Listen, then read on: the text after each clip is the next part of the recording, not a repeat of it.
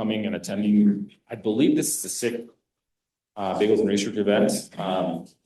The reason why there's a bit of an ambiguity as to what number it is because we had COVID, and so we were doing them annually, and we've just forgotten the order where we're at. So I'm going to christen this one as the sixth annual Bagels and Research. So I'm pretty sure that's the right number. So we have a really phenomenal agenda today. I do want, before we dive into the research, I want to thank Natalie Repair for all her work in the administration of this Bagels and Research event, and it takes a lot of work to put these on. So thank you so much. As well as Abby Kaplan from Salt Lake Community College, who is going to be presenting, who will be one of our guest presenters, and our very own Britnee Nguyen, who's going to be presenting as well as an external presenter. So,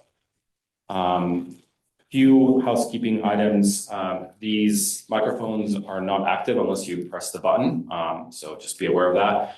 And if you're going to be speaking and asking questions in the later Q&A, these microphones up here will pick up your voice for the Zoom that we're recording. But if you like to, for the purpose of the room, be heard more vocally, you can always use one of these microphones. We have a few up here for your usage. So, all right. Without further ado, I will go ahead and pass over for Karen Powell. So, thank you, Johannes. Hello, it's great to see some familiar faces, and hello to those who I haven't met. My name is Karen Powell, and those are our agendas. And today I'll be presenting on the education and workforce outcomes for STEM students in Utah. So this study looks at degree attainment, workforce participation, and wage outcome for STEM students and non-STEM students in Utah.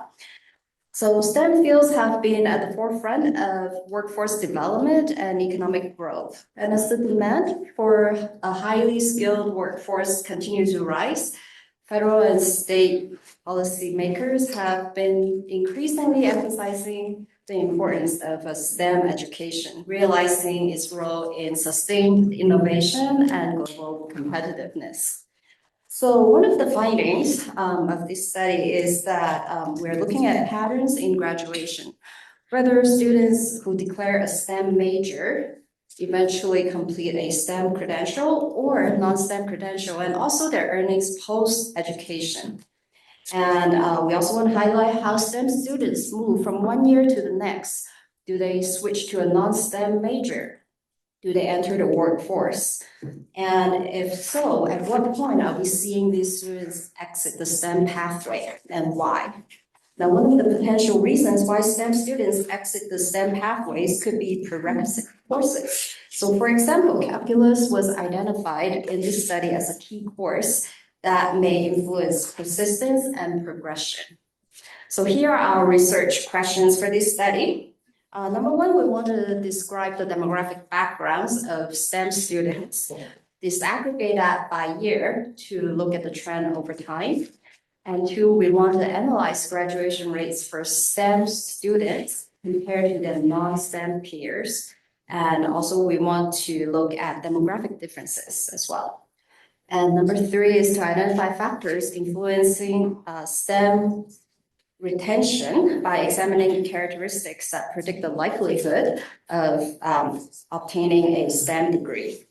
And number four, we want to map the STEM education pipeline to determine where students are most likely to exit and calculate the leakage rate at the various stages.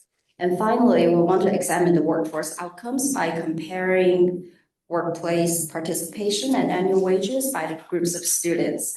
And that's by their STEM declaring status and also the eventual secondary outcome. So our data sample for this study includes 249,934 degree-seeking students who enrolled in UDRC for the first time after they graduate from high school. And we're looking at cohorts from 2012 to 2020. And among these students, STEM students are identified as someone who declare a STEM major the first time they declare a major. And in this group of students, 17% of them were identified as STEM students, And among USU graduates from this cohorts, 15.3% graduated with a STEM degree. And a STEM graduate in this study is identified as someone who completes at least one STEM credential. So if someone completes a STEM degree and a non-STEM degree, they're identified as a STEM student or a STEM graduate. Now, among STEM declaring students who graduated, 55.3% completed at least one STEM degree, compared to non-STEM declaring students who graduated, that was only at 7.4%.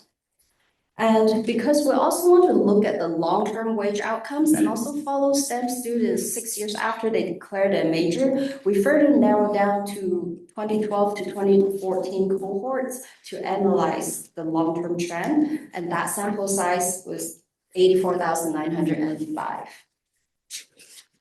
For this study, the data came from USU and DWS. From USU, we have students' enrollment data, graduation data, their SIG declaration, initial and also subsequent years, so that we can see if they changed their major. And also, if a student graduates, we can also look at their iPads and also what SIG they graduate with. To calculate time to completion, if someone is a STEM student, we're looking at the amount of time that's from their first initial STEM USU enrollment to their first USU degree. And for a non-STEM student, we would be looking at their initial USU enrollment to their first degree in USU. And also, from USU course data, we're looking at mathematics courses and statistics courses. From here, courses are aggregated. So for example, there may be different courses all under the topic of algebra. And these courses are all grouped as having the unique topic of algebra. Calculus is another unique topic. It is important to point out that it is common to have sequential courses in calculus.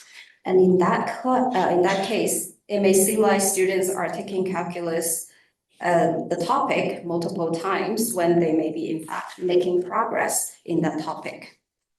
So mathematics course data were available for 62.6% of the students that we looked at. And keeping in mind that not all of the students that we look at obtained a USU credential. And for DWS, we have students' quarterly wage data and also the mixed sector code where they earn the most of their wage from. So here are the 4 key findings of this study. So underrepresented students' STEM participation increased, but gaps remain. And early STEM declaration and math progress strongly predicts STEM degree completion. Calculus success is a critical gateway to STEM graduation, and STEM graduates earn more and have stronger workforce stability. So on this graph here, we're looking at demographic backgrounds. So the blue color represents white student, and the yellow color represents Hispanic students, and the gray color represents students from other racial ethnic groups. And as you can see, white students comprise most STEM enrollees, and that mirrors the USU overall system demographics. However, their representation in STEM declined from 82.1% to 76% from 2012 to 2020. Hispanic STEM students increased, on the other hand, from 9.5% to 13% from 2012 to 2020, signaling growth in their participation in STEM. And although students from other racial groups collectively increased their representation, they still remain a small share of STEM students. And on this slide, we're looking at proportion of women among STEM graduates and STEM students.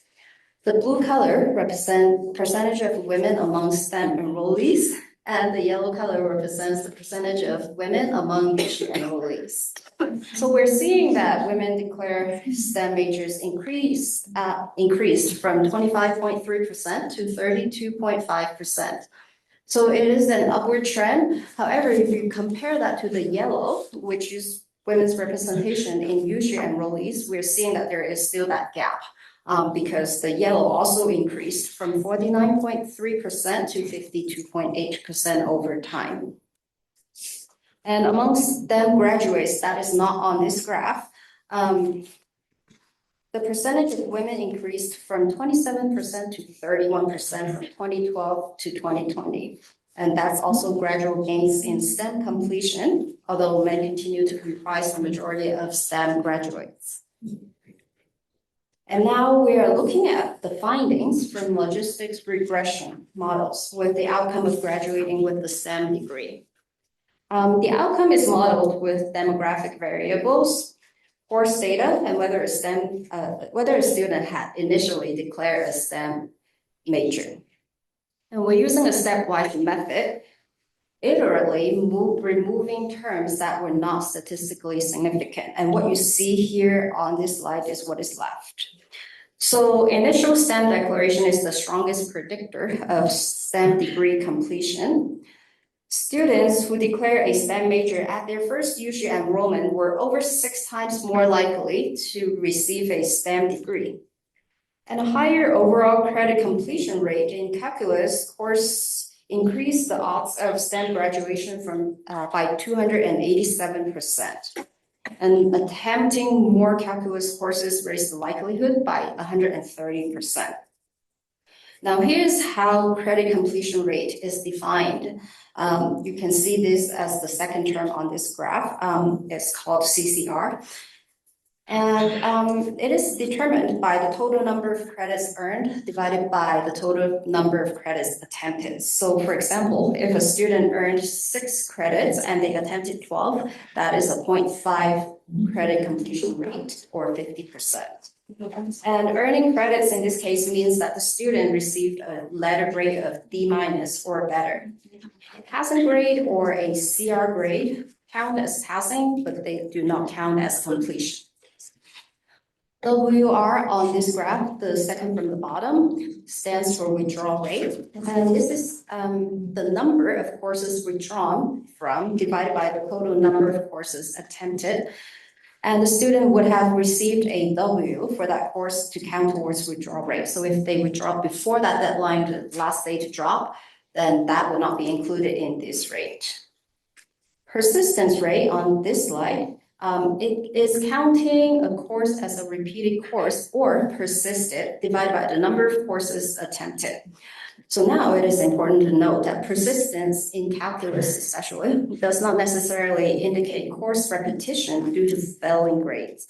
Rather, persistence may reflect course progression through a standard curricula sequence. So for example, calculus 1, calculus 2 to calculus 3. And in those cases, persistence captures continued engagement rather than repeated enrollment in the same course.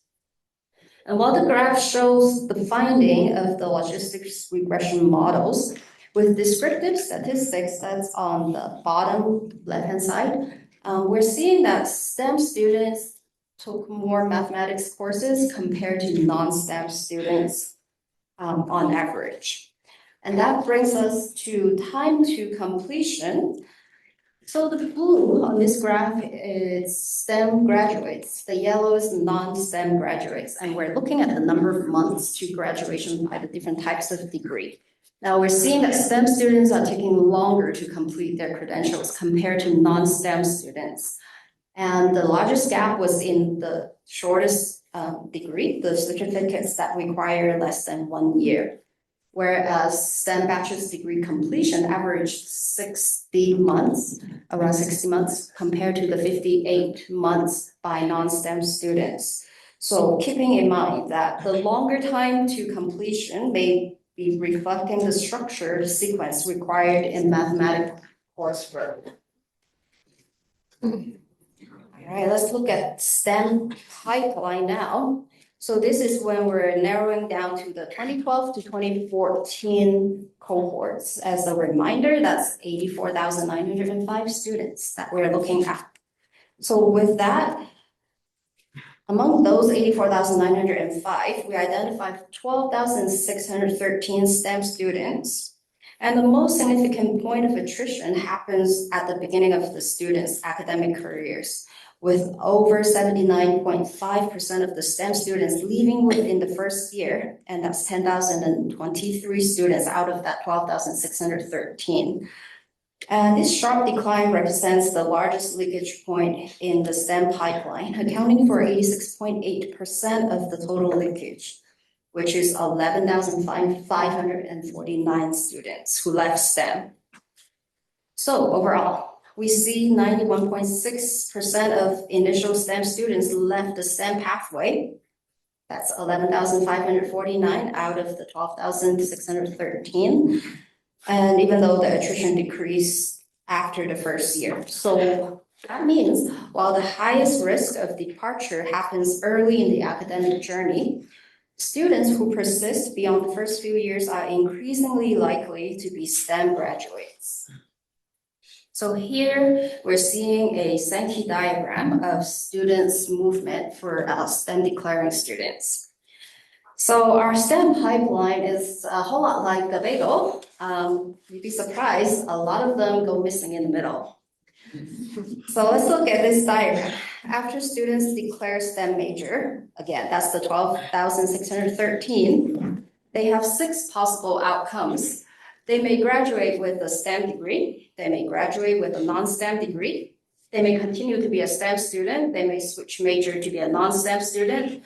Now, if they do not show up at UC data at all, but show up in the DWS data, Department of Workforce Services, we're classifying those students as having entered the workforce, and that is that red kind of in the middle that you see. Now, however, if a student does not appear in either of those 2 sources, UC or DWS, their status gets updated to unknown, and that's the yellow-orange at the very top that you see.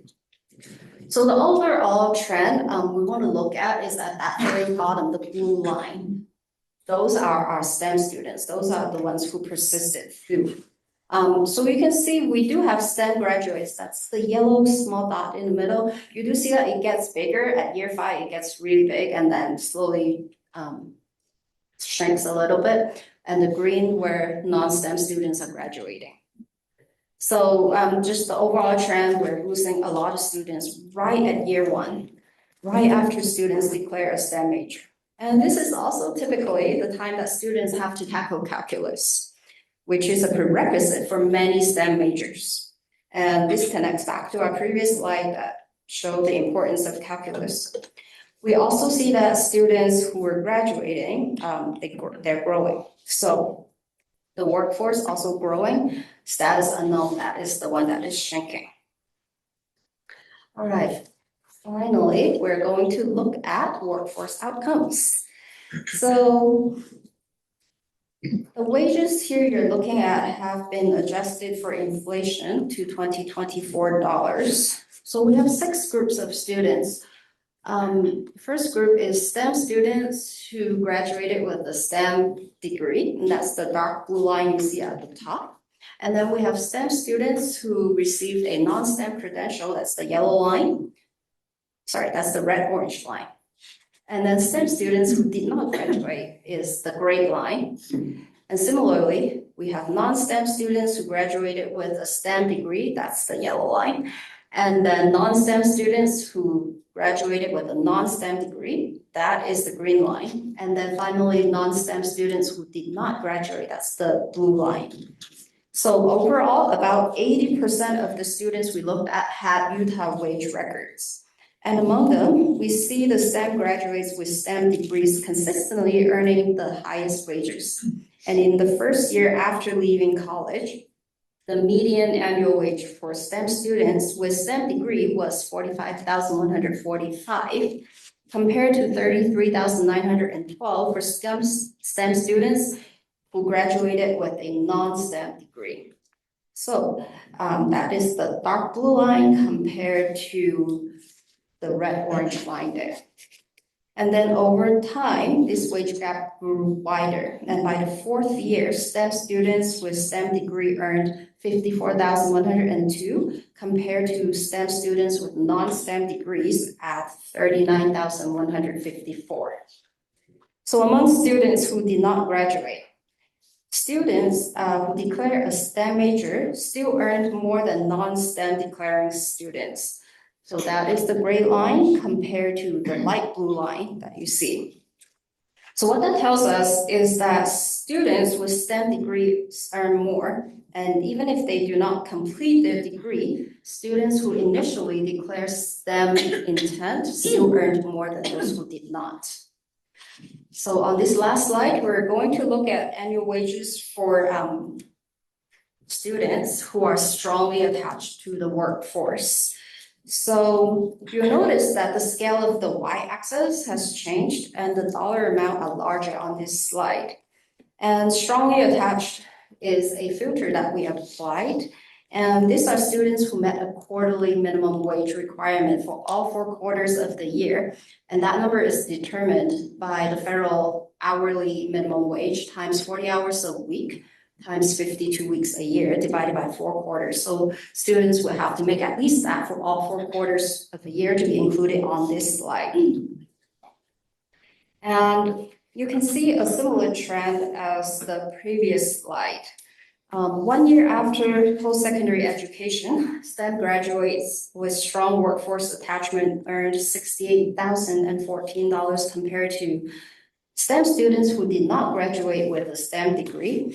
They were earning at $50,847, and by year 5, that annual wage gap grew to $22,666.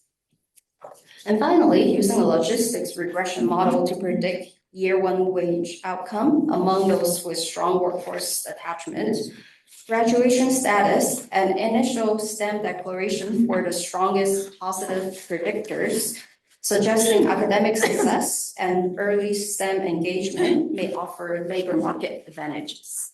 And with that, I'll turn the time over to Connor.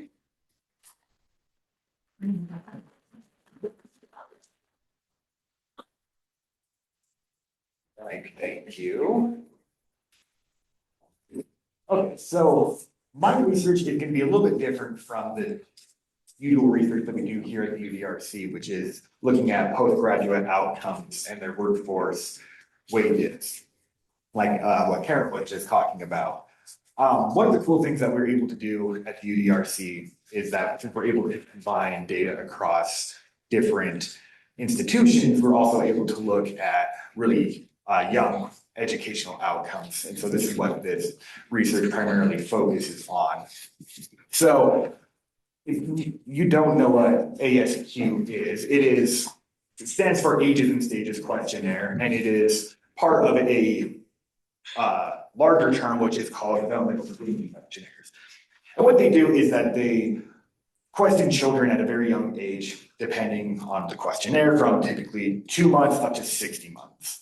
And they'll question them to determine certain variables of whether they are developing on track in comparison to other children in terms of social, emotional, gross and fine motor skills, and a few other variables. And these tests have been around for a while, but starting in 2006, the American Nurses Association really started to come out and advocate for children to start enrolling into these because of the outcomes that they were being able to show of showing later educational difficulties.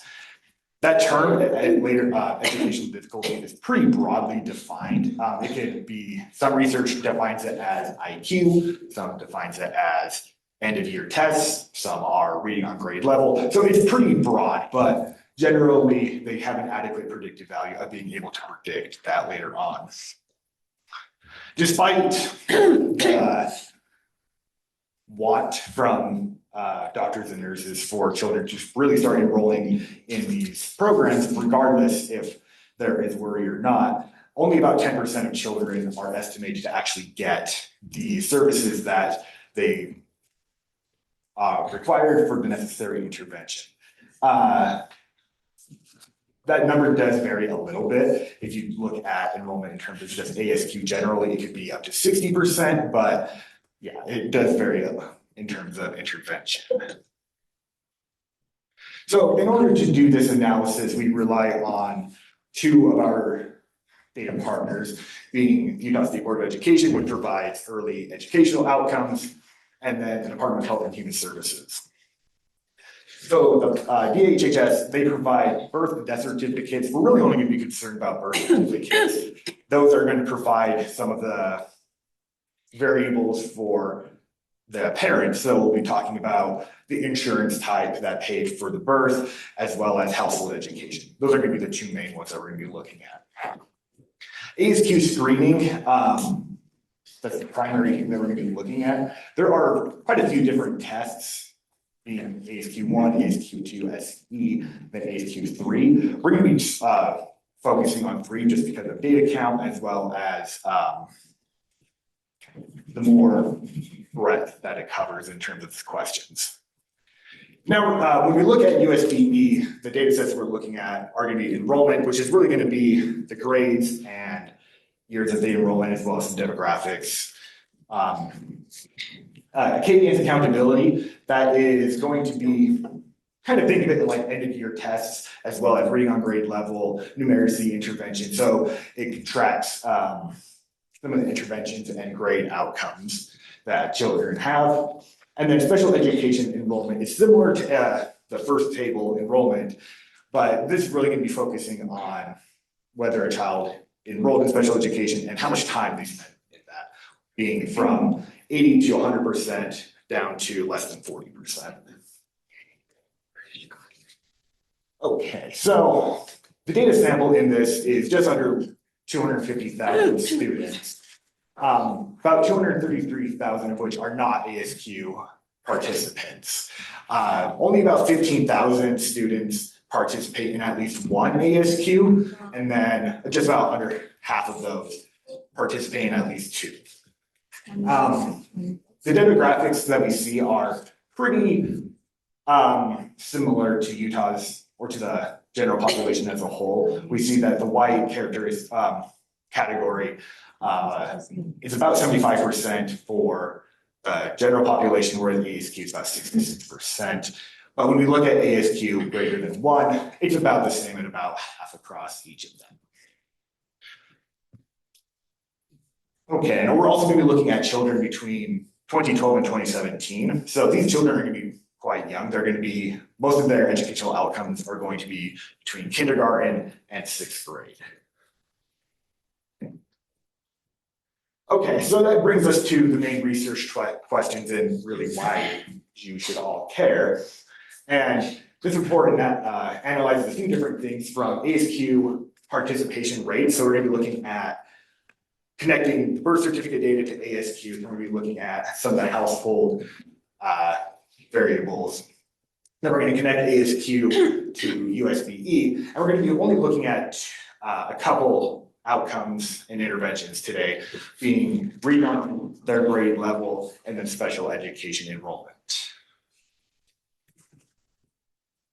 Okay, similar to Karen's presentation just before, I really rely on Logen models to do the analysis. This is very common in the ASQ literature, looking at usually birth certificate and ASQ enrollment. And what they do is they measure a binary outcome, whether, let's just say, they enroll or not enroll, whether they are male or female, certain things like that. So the outcomes that we're going to be looking at, that I briefly touched on before, are going to be birth certificate payment type. So this would be something like private insurance, Medicaid, other government insurance. That would be like Native American health insurance, etc. And then reading on a grade level, as I touched on before, a couple of different ways that I'll go through. When we're looking at disability types, I had to combine some of the disability just for the sake of sample sizes.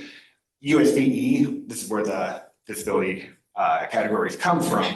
There are 13 different disabilities that they keep track of, about 8 of which had to be aggregated together. So I aggregated into visual and or hearing impairment category, and then an other disabilities category, including intellectual disabilities, multiple disabilities, orthopedic, and traumatic brain injury.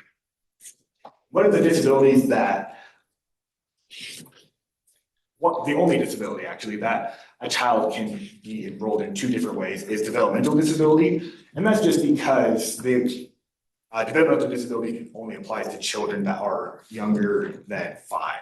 So after a certain point, if they get older than that, then they have to either not be enrolled or not be enrolled in with a disability or categorized as speech language, some other category. Okay, now that we've done that, we can start looking at more of the interesting stuff. As I talked about before, we're going to look at connecting birth certificate to ASQ enrollment. And what we see is that private insurance and Medicaid were the majority of payment types, with Medicaid recipients accounting for a substantially higher proportion of ASQ data. So college graduates were the majority of ASQ non-participants, being about 55%, whereas non-college graduates, it kind of flips where they're about 55% for ASQ recipients. And this is somewhat consistent with the literature. When you're able to combine them together like we do here, it does begin a lot more of a comprehensive picture, I think. So non-college graduates, Medicaid enrollment rate, of course, was significantly higher. So if you had a college degree and you enrolled in ASQ, you were much more likely to, and the non-college graduate household accounted for a majority of ASQ takers. So yeah, when we do see that, again, sorry, we do see that the Medicaid is pretty consistent throughout the non-college households, whereas it flips for the college private insurance. Okay, so now that we looked at some of the descriptive results for a birth certificate to ASQ, now we'll start looking at some of their educational outcomes. So the first one that we're going to be looking at is reading on a grade level. What we see is that regardless of ASQ enrollment, the majority of students were able to read on a grade level between kindergarten and 6th grade. Depending on the year that we look at, approximately 3 to 6% of ASQ takers read less on the reading grade, read on their grade level less. And then generally the proportion of students reading at the grade level improved over time, which is great. As we see, when we start getting into 6th grade, we start hitting 60 to 70% of children. Next, we're going to look at special education enrollment, and this would be the graph that you may have seen in the handout. One of the interesting things that we see is that as the number of ASQ tests taken increased, the proportion of students enrolled in special education increased. So when we look at it, we're still looking at about 2/3 of students not enrolling in special education enrollment, but it does increase. One of the interesting findings that we see is that the proportion of students in a regular classroom setting less than 40% of the time doubled between students that did not enroll in ASQ and then children that did 5 tests. It's about 3% for 0 tests and then 6% for 5 tests. One of the interesting things is that students participating in a regular classroom setting between 40 and 79% was flat, which would be the yellow gold colors that you see on the screen.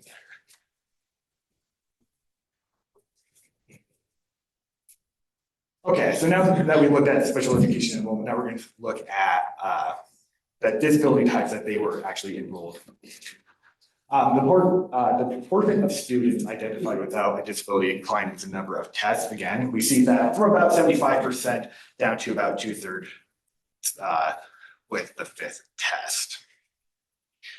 Very interestingly, non-ASQ participants account for a plurality of children with a speech language disability, being the fourth subsection in. And then interestingly, non-ASQ children were identified to have more of the other disabilities that we talked about before, being the 5 other disabilities combined, which is very interesting. We also do see that people or children that did not enroll in ASQ were also the majority of specific learning disabilities, the second to last one, which is also an interesting find.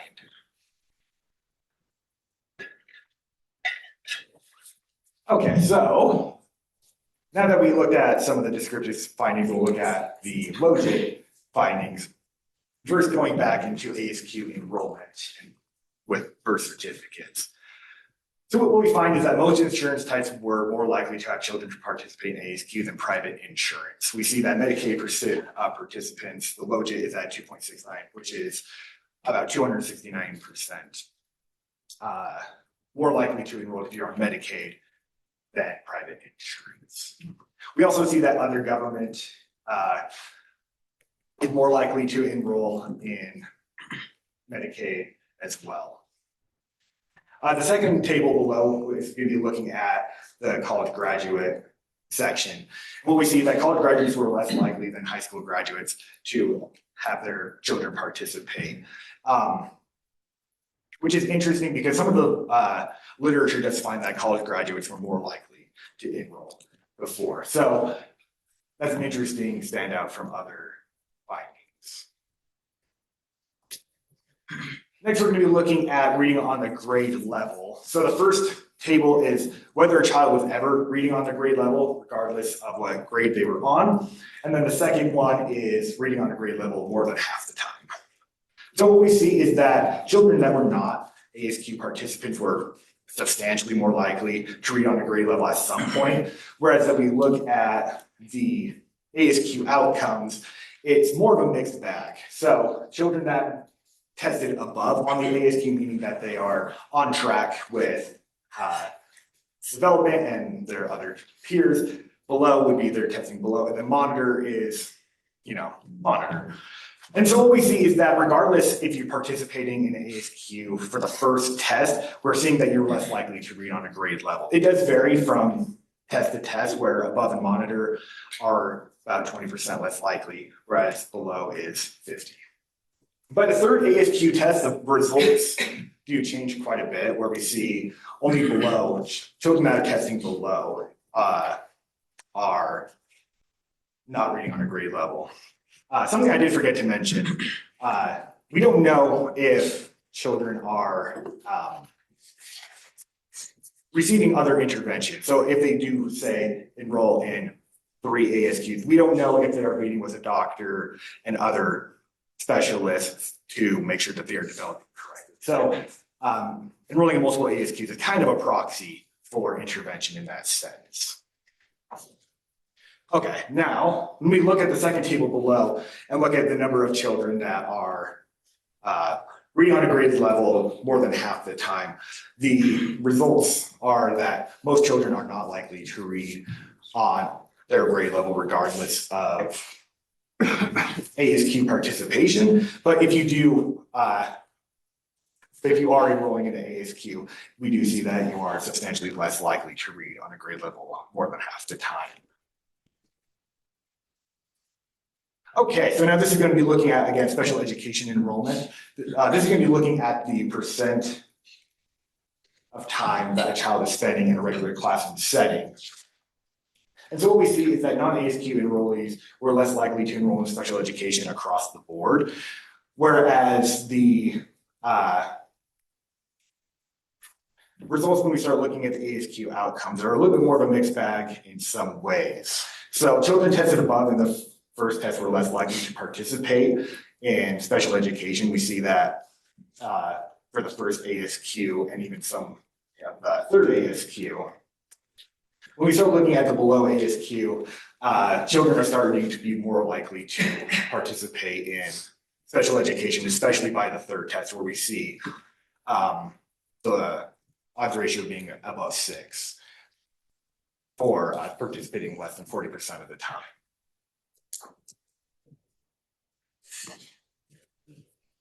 So the main takeaways that we're going to be talking that I think should be from this are that Medicaid recipients were the most likely insurance group to enroll in ASQ.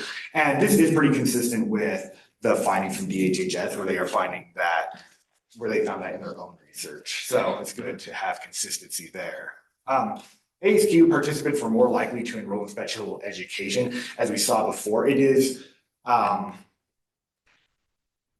maybe not a mixed bag, but it is a little bit across the board in terms of what participation that they are in a regular classroom setting, as well as the disability type that they are receiving services for.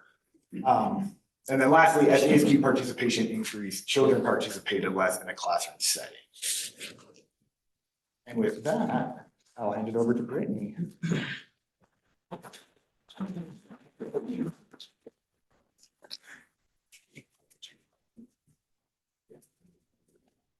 All right, good morning, everyone. So I'm Britnee Nguyen, and I am the Assistant Commissioner of User Experience here at USHE and UDRC.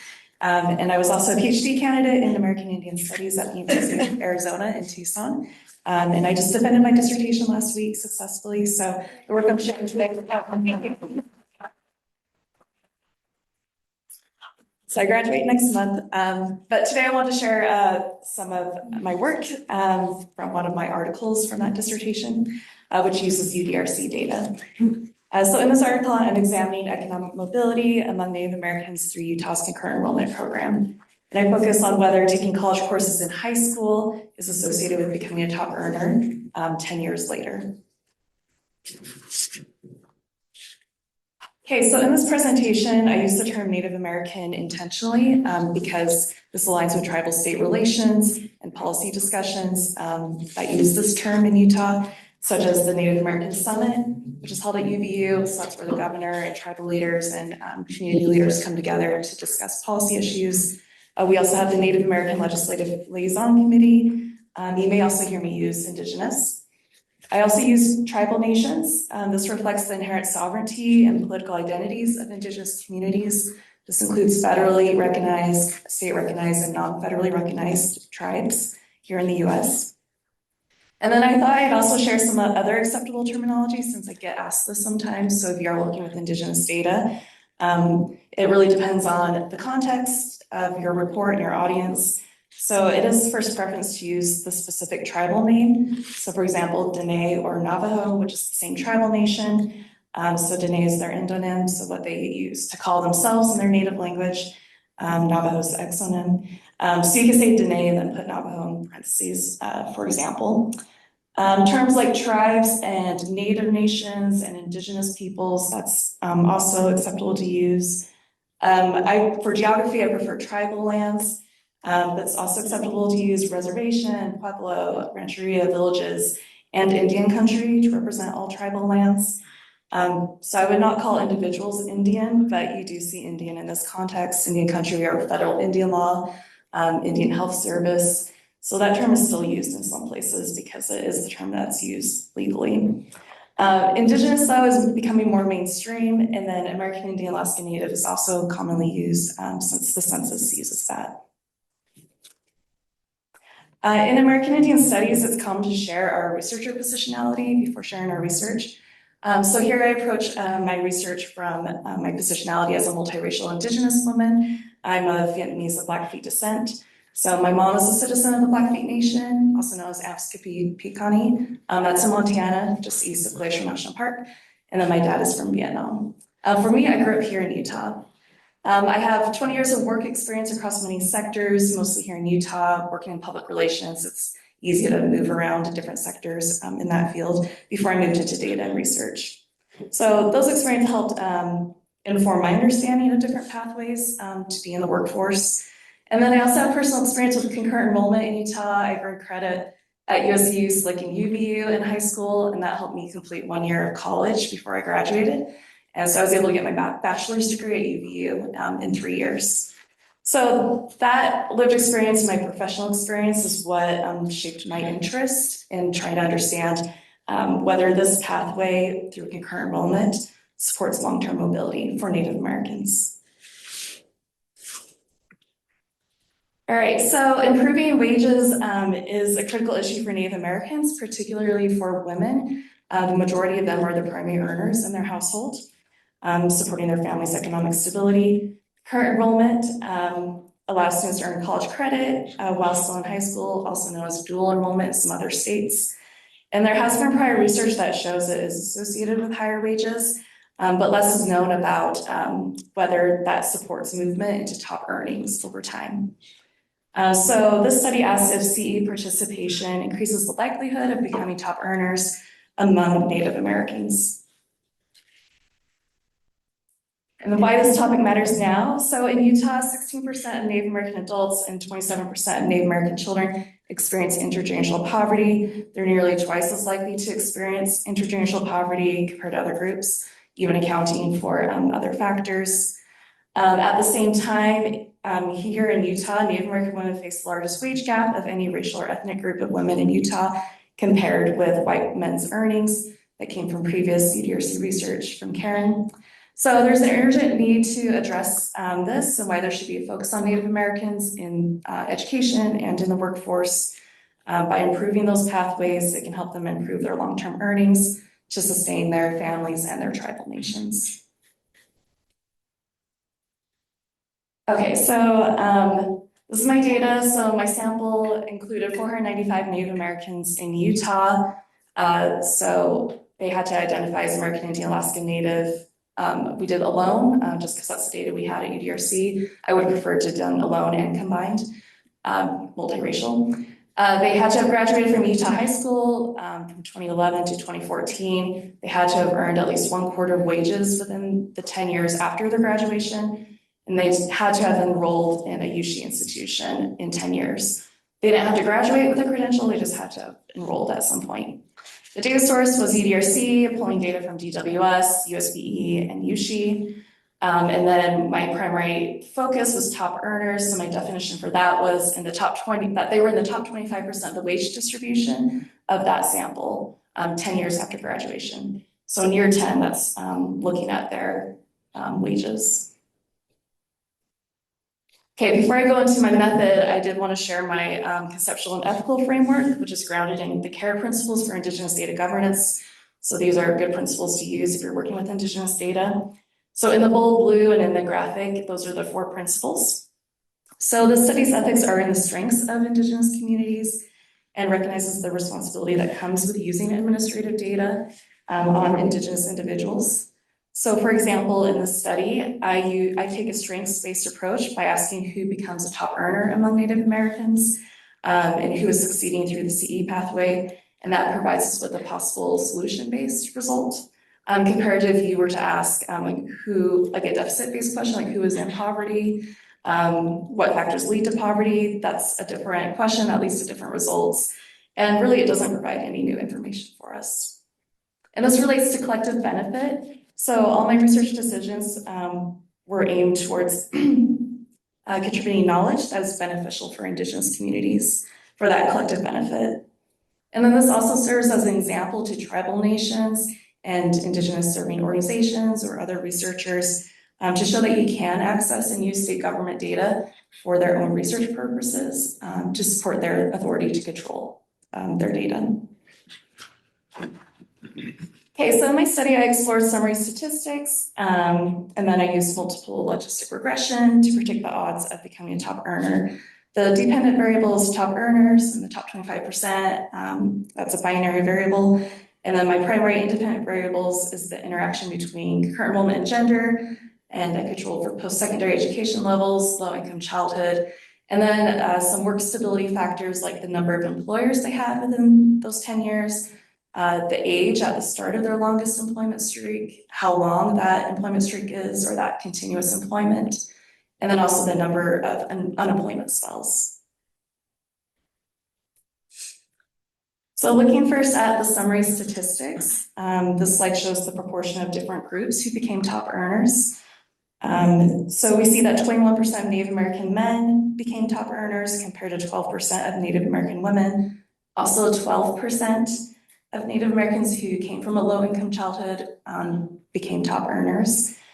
We also see some differences in the education pathways, where 31% of certificate earners and 21% of bachelor's degree earners became top earners, compared to some lower shares from the others. These are the work characteristics of Native American top earners. They had 7.5 years as the median for their longest continuous employment streak, and this was a lot longer than the non-top earners. Nearly half worked all 10 years, so they didn't have a break. For unemployment spells, that was 1.2, which is pretty similar to the non-top earners. And then they worked for 6 employers over 10 years, and that's the median, which is also similar to the non-top earners. So not a big difference there.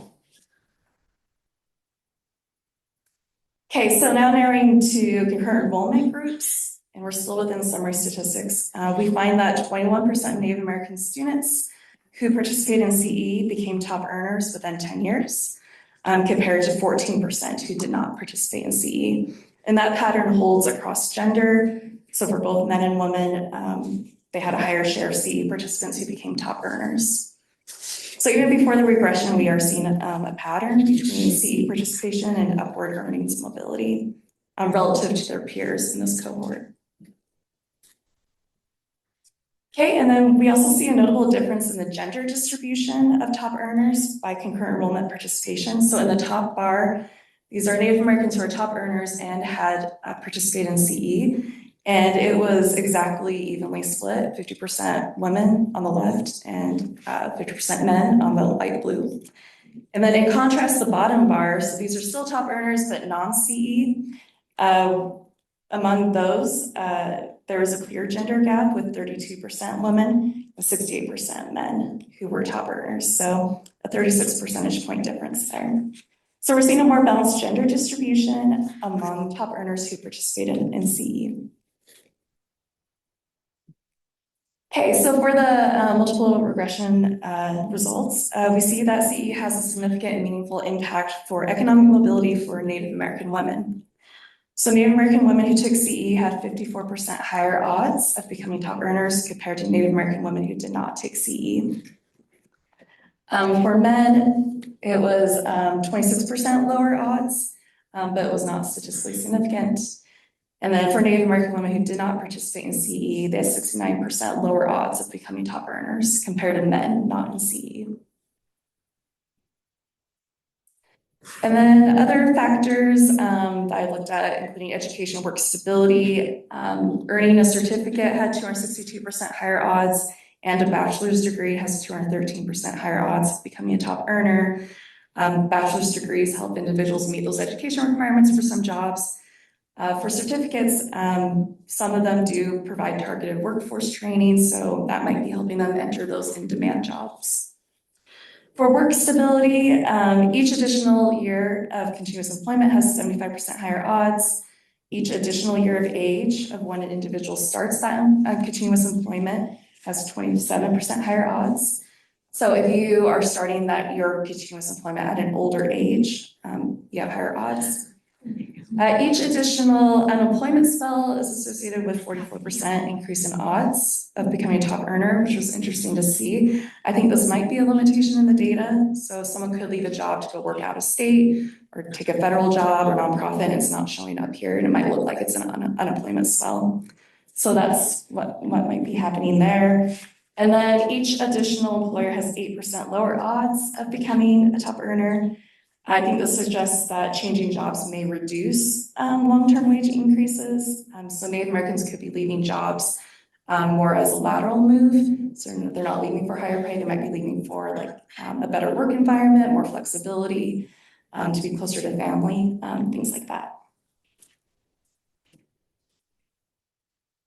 Okay, so there are some education policy implications that come with these findings. First, expanding eligibility criteria in concurrent enrollment is important. So relying solely on test scores like ACT scores to qualify might be limiting access to Native Americans. So there have been other researchers who said if you look at just grade level to qualify, if you're at least 11th grade, you can qualify. GPA, teacher recommendation, or self-recommendation, that could open access. Second, improving technical resources is critical. So expanding that virtual concurrent enrollment can help high schools who serve Native American students. This might mean needing more financial assistance from tribal nations or the local and state government to do this. And then if there are resources, but they're limited, schools should prioritize access to those foundational courses. So Math 1030 or higher and English 1010, they increase the likelihood of students earning a degree. As for workforce findings, they suggest that employment stability matters for economic stability or economic mobility. So this means employers could focus on retention through culturally inclusive and welcoming environments. Strategies can include workshops on cultural responsiveness or cultural safety and anti-discrimination training, along with transparent promotion pathways so employees understand how to advance in their pay and their position. So that can help them make more informed decisions if it makes sense for them to stay at a job or if they should leave to make more money to support their family better. These findings also help inform tribal workforce initiatives, whether it's independently by tribal nations, they do have their own workforce development departments, or in collaboration with state governments. So to conclude, I would say the major finding in this is that concurrent enrollment is an important pathway to supporting economic mobility, especially for Native American women, which is good because they are the primary earners of their household. And it also may help reduce gender disparities among top earners who are Native Americans. And that's it. Thank you.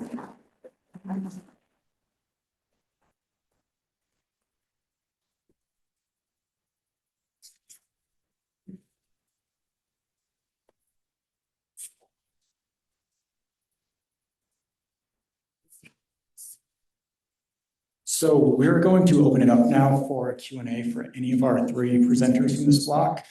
If you're at a table and you want to ask a question, there's a little button that says push on the microphone. You'll see it light up green.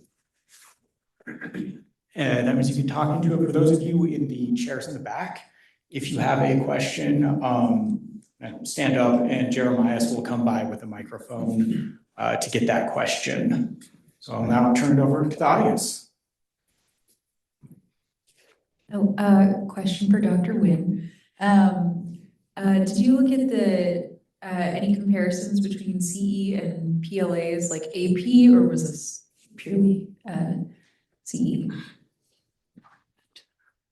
Yeah, I just looked at CE because I was really interested in staying focused on just the K through 12 post-secondary workforce pipeline within the state. So I was looking at state partnerships with tribal nations, so keeping it in mind that way. For AP credit, I think it's more like a nationally standardized program, maybe not as much control within the state compared to concurrent enrollment. So that's why I decided just to keep it focused on concurrent enrollment, because the state has more influence on that.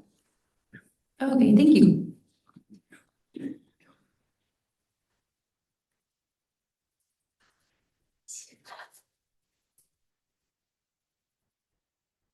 I have a question about the STEM pathways.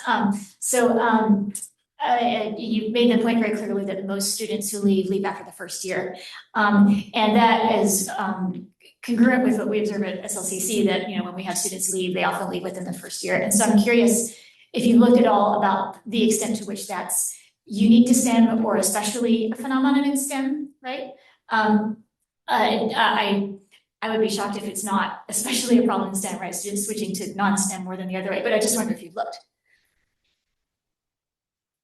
So with that, we actually looked at their status, for example, if they enter the workforce or otherwise. And actually the switching major was not the majority of that. The majority actually went into the workforce and or going into the unknown status, which means they were not in UC data or DWS data.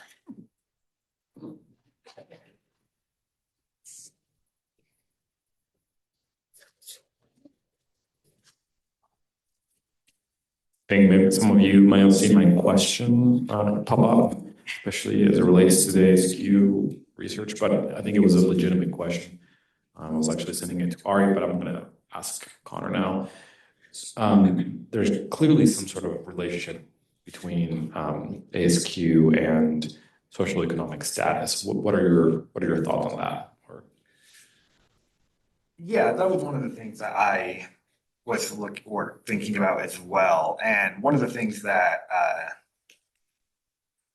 I keep thinking about is just whether of how much self-selection bias it is to enroll into ASQ, where even just talking with DHHS, they find that, or like we discussed, households that were on food stamps or just lower quintiles of wages were more likely to enroll into ASQ. So whereas it looks like college graduates are most likely enrolling into other sorts of DSQs that their private insurances are allowing them to enroll in. So it's a great question. So I'm not sure how much is it that it's self-selection and especially with low rates that we saw with about 5% of children enrolling into ASQ, it does seem that way.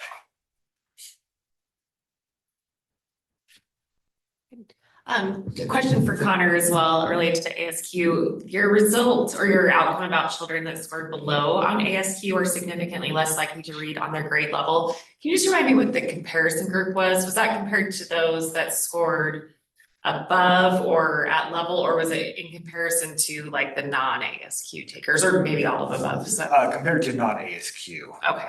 Yeah.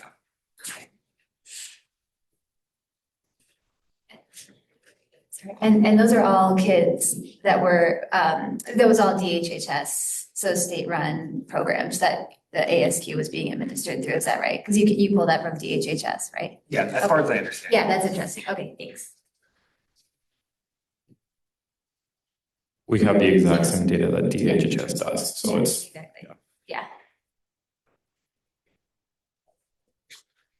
I have a question for Dr. Nguyen. Congrats on defending and graduating.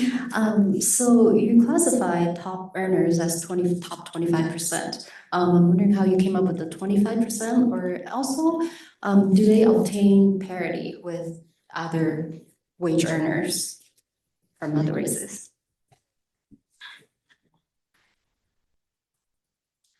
Yeah, so I chose top 25%, just thinking of binning within the quarters. So that's why I picked that. And their wages ended up being, I think, 55,000 or above to be in the top 25%. And I believe that's a bit higher than the median average wages for an average person here in Utah.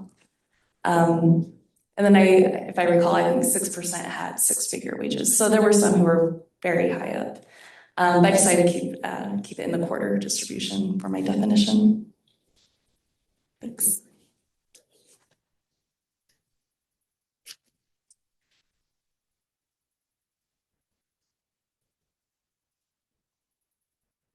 Hi, I just had a question regarding the STEM students.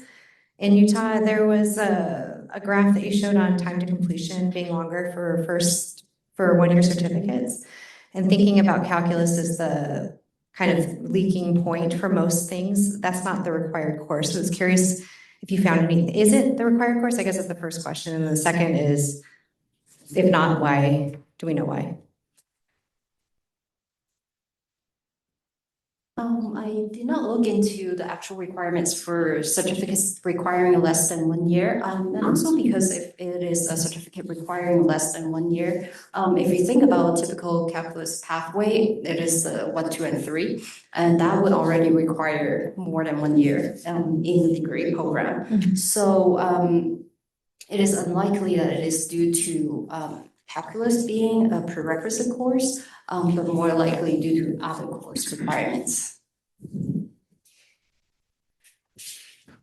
I have my own personal experience with STEM I'd like to share. So for me, it wasn't calculus, it was chemistry. I was gonna go into biochemistry, and I took chemistry 1010 at the University of Utah. It was like a large room with maybe like 200 people or something like that. And it just destroyed me. It was the worst class ever. I had never failed a class in my entire life until I took chemistry.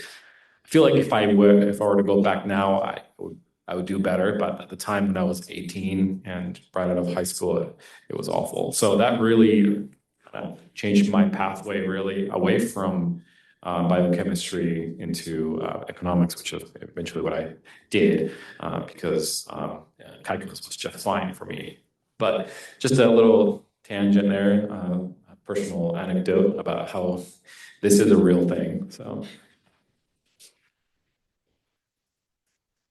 Just a question regarding the STEM students. I don't know, it's kind of hard and into the weeds, but for the UDRC data, I know we don't have AP credit for calculus, but did you look at the subgroup of individuals that didn't enroll in calculus, but they may have been assumed that they were able, that they took it in high school? Or I just wasn't sure what that data would say.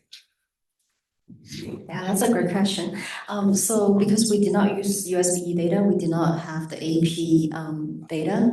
However, I did separate the students by whether or not they took calculus within the first year post-secondary and also thereafter or before.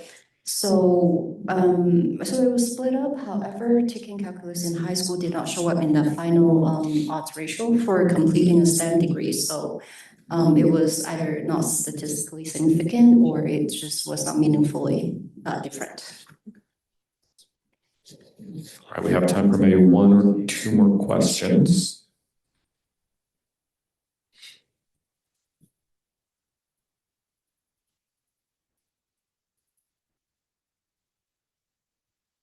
Great. We're going to move into break. Well, before we move into break, this is the research that you've seen from Karen and Connor, and then also Britnee uses UDRC data. There's a lot that goes on before the researchers get to do it, and then after the researchers do their part.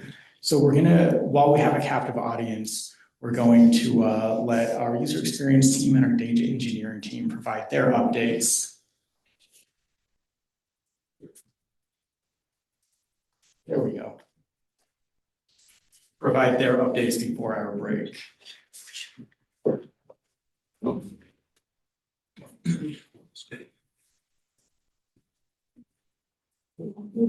Okay, that's actually me again.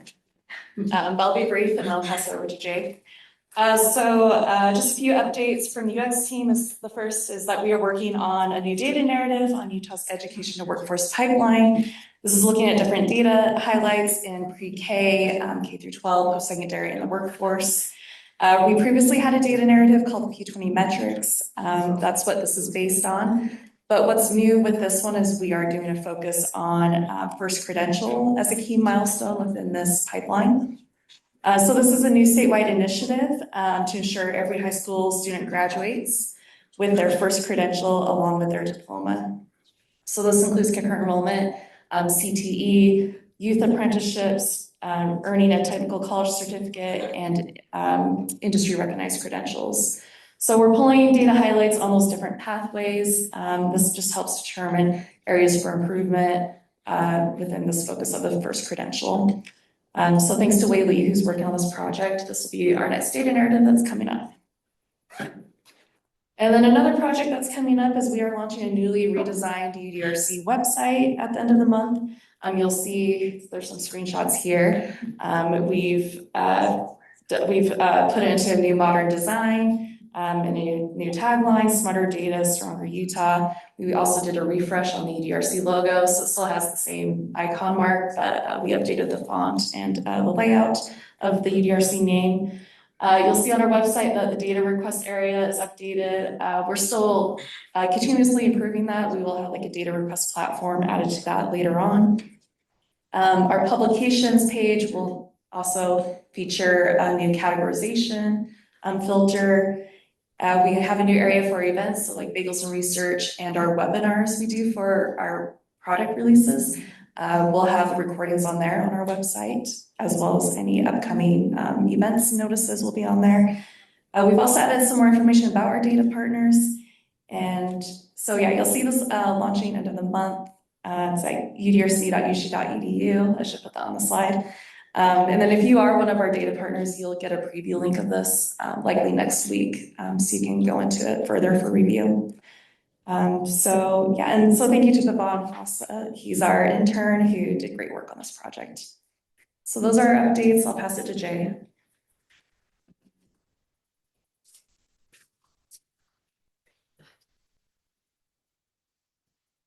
Hello, everyone. I'm Jay Chandra, and I'm the Assistant Commissioner of Data Systems here at UDRC. So today I'm going to be talking about how UDRC's data infrastructure is hosted on Google Cloud Platform, which is our cloud provider for all the infrastructure to move data within our infrastructure site. So first of all, I wanted to give you a quick overview or a high-level understanding of how the infrastructure is created in GCP. So on the leftmost side, you see the external partners who are our data partners, and they provide us with all the data sets that research is performed on. And we receive our data sets using an application which was built in-house with the help of Python to get the data from our partners, and that application is agnostic to the database that our partners host. So this application moves the data from the external partner database and puts it into a cloud storage bucket, which is similar to an S3 bucket in AWS and maybe a blob storage in Azure. So as soon as the data hits the cloud storage buckets, it creates a couple of workflows to archive a copy of that data so that it can be referenced for future use or for any mistakenly getting deleted while processing. And cloud workflow also moves the data into a raw or landing zone in the BigQuery. So BigQuery is basically a database hosted on cloud, but it has a lot more capacity than just being a SQL-based database. And when this data is still in the raw or landing zone in BigQuery, it is still attached with personally identifiable information. So the data engineering team has to run de-identification programming so that PII information can be separated from any non-PII and linked with an ID called the master person index. So a specific individual can be tracked across any data partner that we have received the data from. And once the de-identification is done, that de-identified data is loaded into a research warehouse, which is also a BigQuery database, but with the data sets being attached with an MPI ID. And from there, the researchers can access the data sets through a product provided by GCP called Vertex AI Workbench, which hosts programming languages from Python, R to any other known coding languages on a service called Jupyter Lab.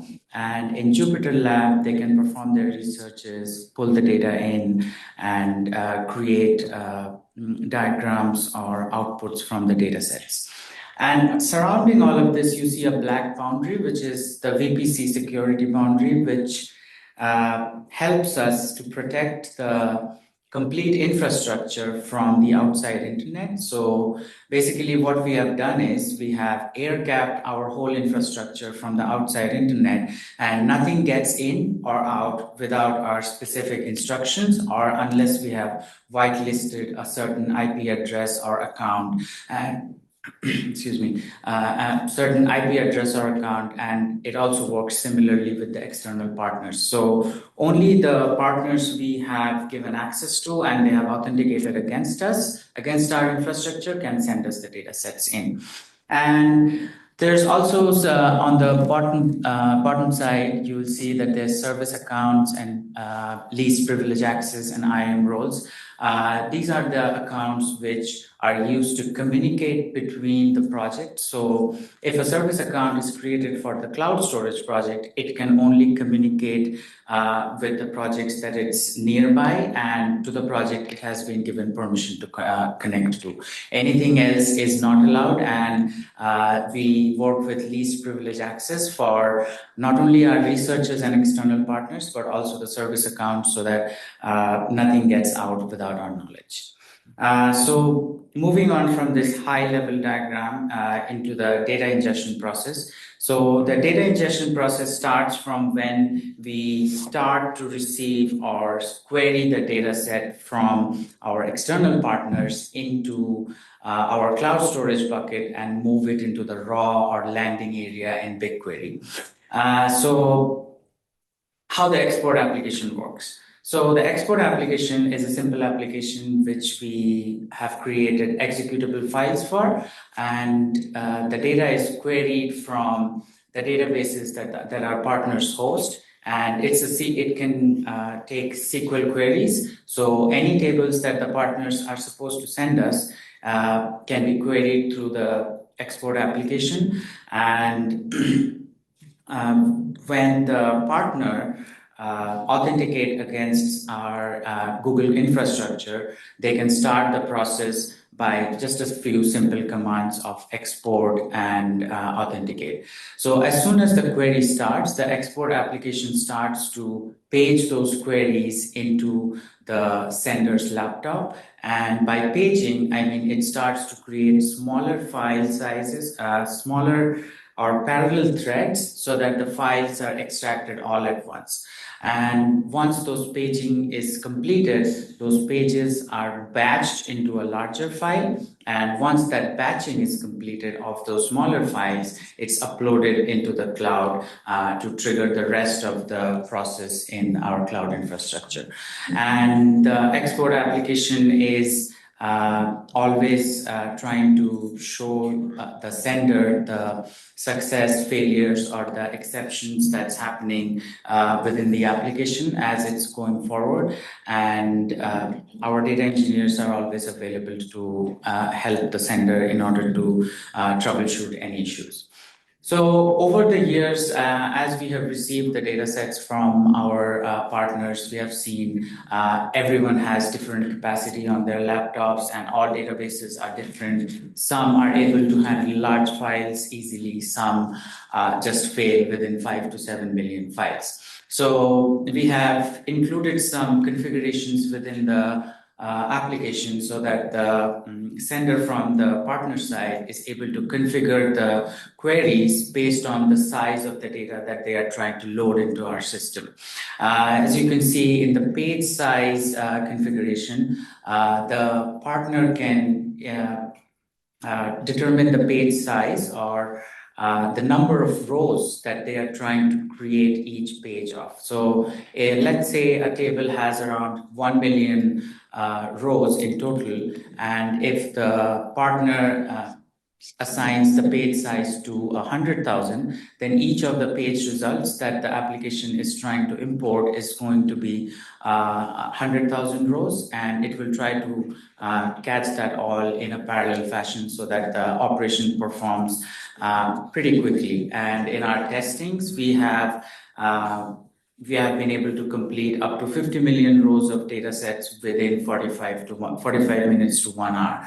So that was a significant improvement for us. And the uploads of those queries doesn't take much time. It only depends on the internet connection that you have with your laptop. And once that upload happens, it triggers the remaining process. And also we have included the ability to include multiple queries in the export application. So if a partner is trying to send us more than one table, then they can include all those queries into one file, and the application is going to query all those tables one by one, but in a single process so that they don't have to go back in, authenticate again, and try to send us the data again. So these are some of the updates and improvements that we have done with our export application. And over the last few weeks, we have received some data from our partners, and we have only seen good results. And hopefully, we can improve it more as we move forward in this process. So from the data ingestion, I will jump into de-identification. So de-identification is a process of de-identifying any PII, any personally identifiable information from any non-PIIs. And over the years, we have had at least 3 types of de-identification process. The first one is the legacy MPI system, which was using vector database matching in order to index, compare, and classify and probabilistically match an individual throughout the partner data sets that we receive from our data partners. And currently we are using a SQL-based de-identification, which uses window functions to consolidate any individual who has appeared in multiple data sets or who has appeared multiple times in a single data set. And right now we are trying to create or develop a Splink-based probabilistic linkage, record linkage. This is with the support of SLDS grant fund. And the development is currently ongoing, but we have seen some really good results with the testings that we have done with our partner databases, data sets, including USB, USHE, and Department of Health Sport Certificate data set. So I'll dive a little deeper into the MPI, legacy MPI and its intended design. So in the intended design of the legacy MPI, the first step was to assign a single MPI ID to individual based on the PIIs such as student IDs, first name, last name, social security number, or any other identifying attributes. Once the data was loaded into the de-identification process, the first step was to pre-process that information, that is to check for any blank spaces, remove any special characters that was not needed, check for the correct length of SSN, because you won't believe how many times we have seen SSN that's just 0000. And moving on from that, from pre-process, we move into index step, which is to narrow down the records to a plausible candidate pairs. So the de-identification system is not comparing everything to everything. So only if a name looks similar, like John, John, John, and Jahn, John, when they look similar, only then the comparison or the indexing will take place for the incoming data set. And then from indexing, we move on to the compare stage where we evaluate those candidate pairs field by field. So we evaluate their first name, we evaluate their last name, their SSN, and create a comparison result to decide whether these pairs were, how similar these pairs are.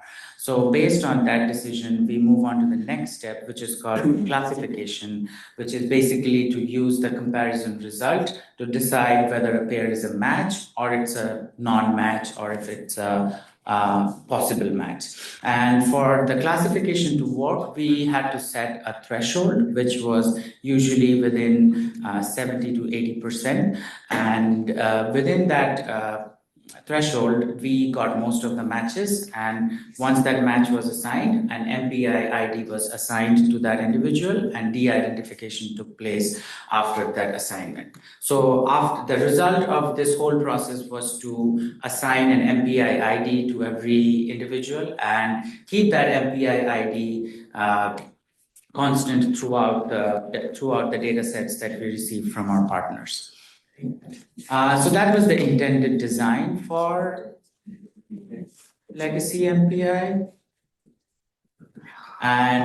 But we tested most of our data set on synthetic, most of our algorithm on synthetic data set, but we couldn't always figure out what was going to be the complexity in the real world data set. So in this quick example, I will show you that there's a partner data set that we receive student ID, name, and social security number. So there's 3 John Smiths, and the last 2 John Smith have slightly different spelling, but their SSN is same, but the student ID is different. So what happened was the legacy MPI thought these 3 were 3 different individuals, whereas it's just 2 individuals who have slightly different, maybe they have changed their name, or maybe they have changed their school or institutions, and that's why they have assigned a new student ID, or maybe it was just a typo because of which their name, the spelling of their name has changed. So legacy MPI didn't understand this because it was trained on too clean of a data with the synthetic data sets that we used, and the MPIs that were assigned to it became 3 instead of just being 2. And with initial data sets from our partners, it was fine. But as we kept processing data set, it exploded and 1 individual became 5 and 5 became 15. So that's the issue that we faced. And eventually we had to create a manual processing of using a SQL-based de-identification system, which used Windows function to consolidate all of these individuals into 1 MPI ID. And then currently we are now, with the understanding of the consolidation of SQL-based de-identification, we are currently working on the Splink-based master person index design, where we will be consolidating these individuals who have exploded in most of our data sets, but still we want to cluster them into 1 unique ID and always have a way to look back into the data set when someone has presented themselves as twice, like duplicate pairs, and also have a golden record pair, which shows 1 consolidated individual with unique MPI ID attached to them. So that's what's ongoing in data engineering world of UDRC. Any questions?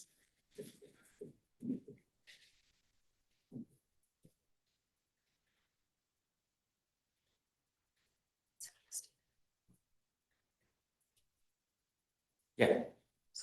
I can speak up. I don't know if I follow everything, but as you are trying to create a probability-based model to match, some people are, and this is more of a clarifying question to understand, do you, and you have this golden kind of set of names, are you hoping that the probabilistic model will be able to always match back or just kind of match the people correctly? Or are you is there a certain threshold you're trying to kind of? So yeah, in the new Splink-based system, we still have a threshold where, what we are trying to achieve here is to have a way to trace back any individual who has shown up multiple times. So if it's possible, even if some individual gets assigned 2 MPI IDs, we will be able to track it back to when that got assigned. Like in USHI data sets, we have seen sometimes there's individuals with previous last name or first name, so that we can track back to those data sets and see when that expansion happened and improve accordingly. So that's what we are trying to achieve, and it's a very messy work.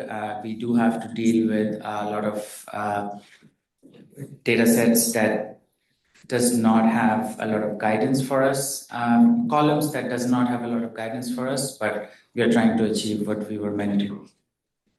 Thank you. MTech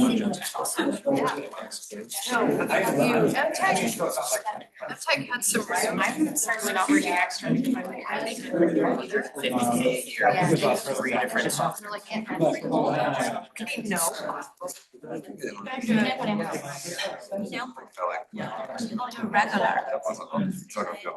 This is a year later. So we'll capture it with. Okay, so we are going to get started with the second set of research presentations. There's going to be a slight, again, change to the agenda for technical reasons. Abby from SLCC is going to present third. Alicia from UDRC will present second. So just those second and third presentations will be switched up, and we'll make sure to make note of that as well. So I'm going to be presenting the impact of not finishing college, some college, no degree. This is not my research. Brett Campbell, USHI's senior researcher, did this research. Unfortunately, he can't present today because he's presenting other research at AERA. It's just so popular. So I'm going to do my best to do this good research justice. So some college, no degree. Why do we care? About 63% of occupations in the United States require some sort of post-secondary training or credential. This is out of a 2002 study. For those of us who are familiar with DWS, they put out a list of 4 and 5-star jobs. These jobs represent high growth, high wages in the future. 100% 5-star jobs require some post-secondary credential or training, and 94% of those 4-star jobs require some sort of post-secondary training or credential. So I hate using such a normative term, but good jobs do require education. I know this does kind of reduce education, post-secondary education down to an instrumentalist approach. Get an education to get a good job, but I think that's fairly reasonable given the climate where we do care about returns to education. So currently the most common degree in the United States is a bachelor's degree. The national rate is 38% of United States citizens currently have a bachelor's degree. Here in Utah, it's actually a little smaller. We only have 26% with a bachelor's degree. So we're a little bit behind that national average. So I've already set up why we care. Good jobs require some sort of post-secondary or tend to require some sort of post-secondary training or credential. We have actually seen increases in that attainment rate. Despite that, this is about 64% nationally. So what that means is that when someone enters a post-secondary institution with the intention of earning a bachelor's degree, 64% of them, basically 2 out of 3, are going to end up earning that bachelor's degree. Here in Utah, it's a bit lower, it's 51%. So for every 1 person who attends one of our degree granting institutions with the intent to earn a bachelor's degree, ends up with that bachelor's degree. So because that we have about 42 million Americans who have attended some college but don't have that degree or award that they were interested in. I apologize, you're going to hear me turning pages a lot since this isn't my research. I do need some notes to help me.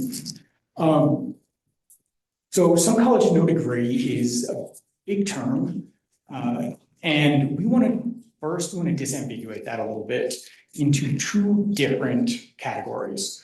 First off, we have some college no degree. This usually comes from surveys where someone calls or shows up in person and asks, have you attended a post-secondary institution? Someone will say yes, and then they'll ask, do you have a degree? Associate, bachelor's, master's, doctorate, and someone will say either yes or no. And that no can mean very different things for different people. Let's say we have a 21-year-old who is in their final year at the University of Utah. They're set to graduate with an award in May, but they are surveyed in January. They have to say no, even if they provide the additional context. Well, yes, but I'm about to graduate. Because that survey was in January, not in June, that person is now technically some college no degree. So the first thing is there's kind of an age issue. Who's included in these? Traditionally, it's 18, where that 21-year-old is now counted in that some college no degree. Since this isn't a census, they're probably not going to be asked again the next year where they would switch from some college no degree to having that award. Next, often these will include people who are over the age of 65. This now is baby boomers aging into retirement, where the returns to education were accruing much earlier on that career path, where the award wasn't necessarily needed to earn a lot of those returns. Or the opportunity cost of not completing a degree was much lower than it is for millennials or Gen Z. So first thing I want to do is get a little more explicit with who we are including. So we're going to look at people who are 25 to 64. Why we choose 25 over say 21 or 22? As we know, Utah is a fairly unique in that we have many of our students who forego post-secondary education for 2 years to serve on a mission.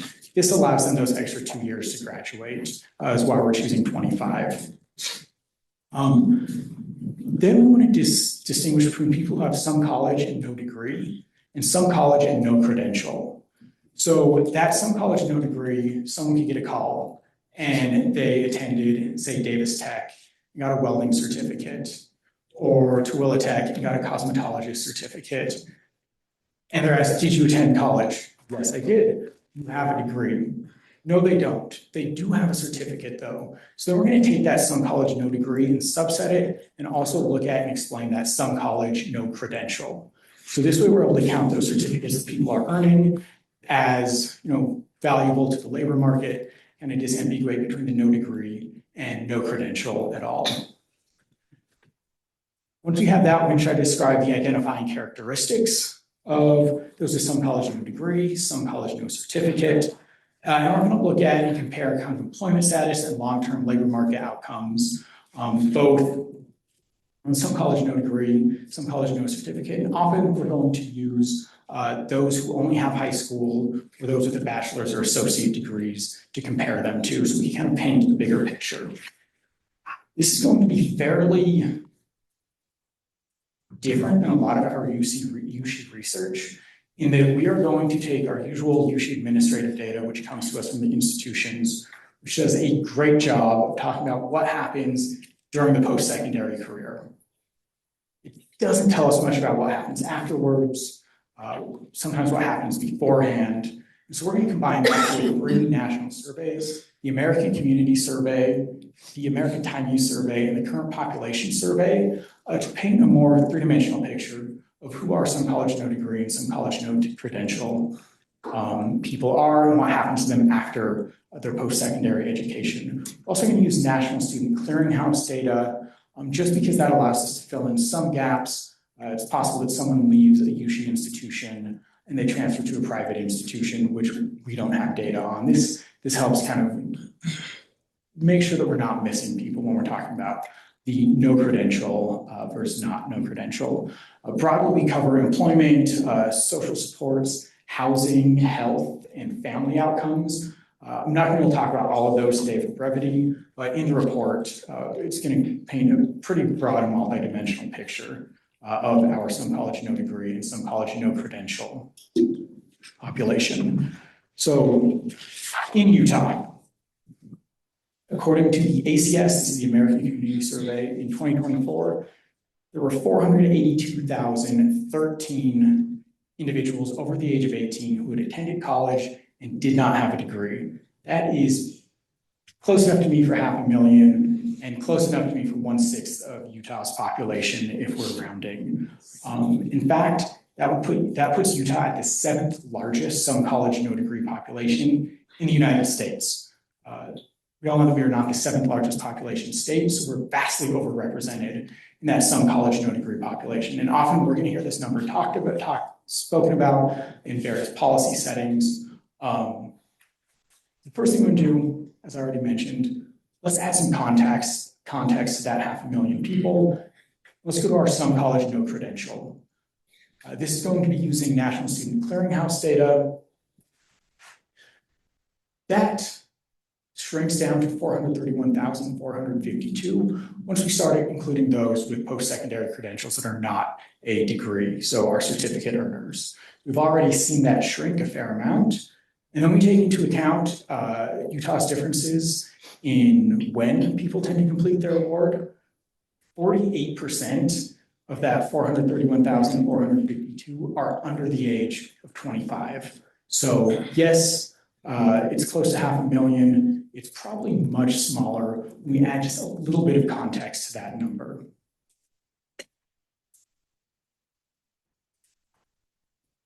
When we break down the level of education here in Utah, we see 28% have a bachelor's degree. I already mentioned that. And that's the single largest group here, actually. So just over a quarter of people in Utah are walking around with a bachelor's degree. This is great news. Another 10% have an associate, and 13% have a graduate degree.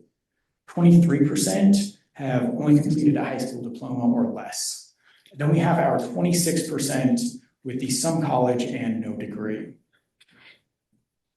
When we add in a credential, 16% of that, 16%, the majority of that 26% actually have a credential. So 10% of recent high school classes are some college and no credential. Much smaller, that 1/4 roughly drops down to 10%. So 1 out of 10 people have attended college, not earned a degree or a certificate. So some characteristics, now this is going to be using USHI data. 51% of some college and degree are women, 49% are men, 41% are first generation students. When we look at our some college no credential, we're going to see some pretty big changes in those demographics. First, 53% are now men for the some college no credential, 47% are women. When we break it down by institution type, our degree granting institutions basically split exactly 50-50. Technical colleges is where we see a huge difference. 62% of those who attend a technical college do not complete with a certificate are men, 62%, and then 38% are women. So the some college no degree is fairly representative of overall post-secondary enrollment trends. What we see, on the other hand, in technical college, it becomes much more biased towards men. Broadly, we also see that those first generation students aren't persisting through their education, as well as the non-first generation students. By race and ethnicity, first you're going to notice we have an AAPI category throughout the report to match the federal data. We aggregated up to kind of the lowest common denominator where Asian and Native American, Alaska Native, and Pacific Islanders are included in one. Asian American and Pacific Islanders are included in one. So that's why we're going to see it presented as this, when if you're familiar with other USHI research, it's usually not presented this way. So for white students and Asian students, what we see is they tend to earn bachelor's degrees at the highest rate. And when you take into associate's degrees, they're also completing awards at a higher rate than they are some college no degree. That drops to 60% are some college no degree for Native Americans, and 43% for Hispanic students. So we do see persisting and continual gender differences in some college no degree and award attainment. I think for most of us, that's probably not that big of a surprise. We work with this data frequently. What's happening at the USHI institution for those who do not finish a degree and those who do not finish a credential? So those who do not finish a degree, some college no degree, this means that they didn't finish that degree. They may have transferred or in some way earned a certificate, but not that initial degree requirement. So that's where we're going to be able to compare the differences for this versus some college no credential. Additionally, before I get into the numbers, the degree granting institutions, we have course and grade data, so we're able to talk about GPA. But the technical colleges, we don't have course or GPA, so we just kind of have binary outcomes, which is why you're going to see it presented differently. 24% of our some college no degree enrolled in a single term of a post-secondary institution. We talked about, was it 40%, if I'm not mistaken, Karen? Was it STEM students are leaving after that first year? So 24% are only making it one term. So that first term matters a lot. 54% failed at least one course. So their exit GPA was 2.0. 17% had an exit GPA of 0.00. So there's early struggles that we're seeing in coursework, which are potentially leading to this some college no degree. If we're looking for potential ways to identify these students, it might be that first failing grade in that first term or that first D in that first term to get in there and potentially try interventions. For some college no credential, we actually have a slightly lower percent that failed at least one course, 46%. 41% withdrew from a course. So that's they took a W rather than a failing grade. And that is higher than our some college no degree. So there's some differences there that we're not fully able to explain or have a good working theory on why, but that's one of the biggest ones. Age group. So broadly, our some college no degree, this is going to be your left. I always have to remind myself. We see it's a decreasing function of age. So our youngest age band, 20 to 25, has the most some college no degree, and then it shrinks. This is partially due to Utah's age distribution, partially due to the fact that there are some people who do come back and finish later. So that is both demographics and good news hidden in that column. Again, we see differences between our degree granting institutions and our technical colleges. Single biggest age group for our degree granting institutions for some college no credential, 30 to 34. 1 out of every 2 some college no credential for the time of this study was between the age of 30 and 34.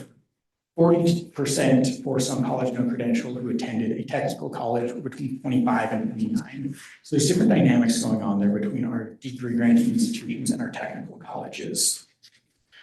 This is different than the United States as a whole, where the biggest group is between 45 and 64 years old.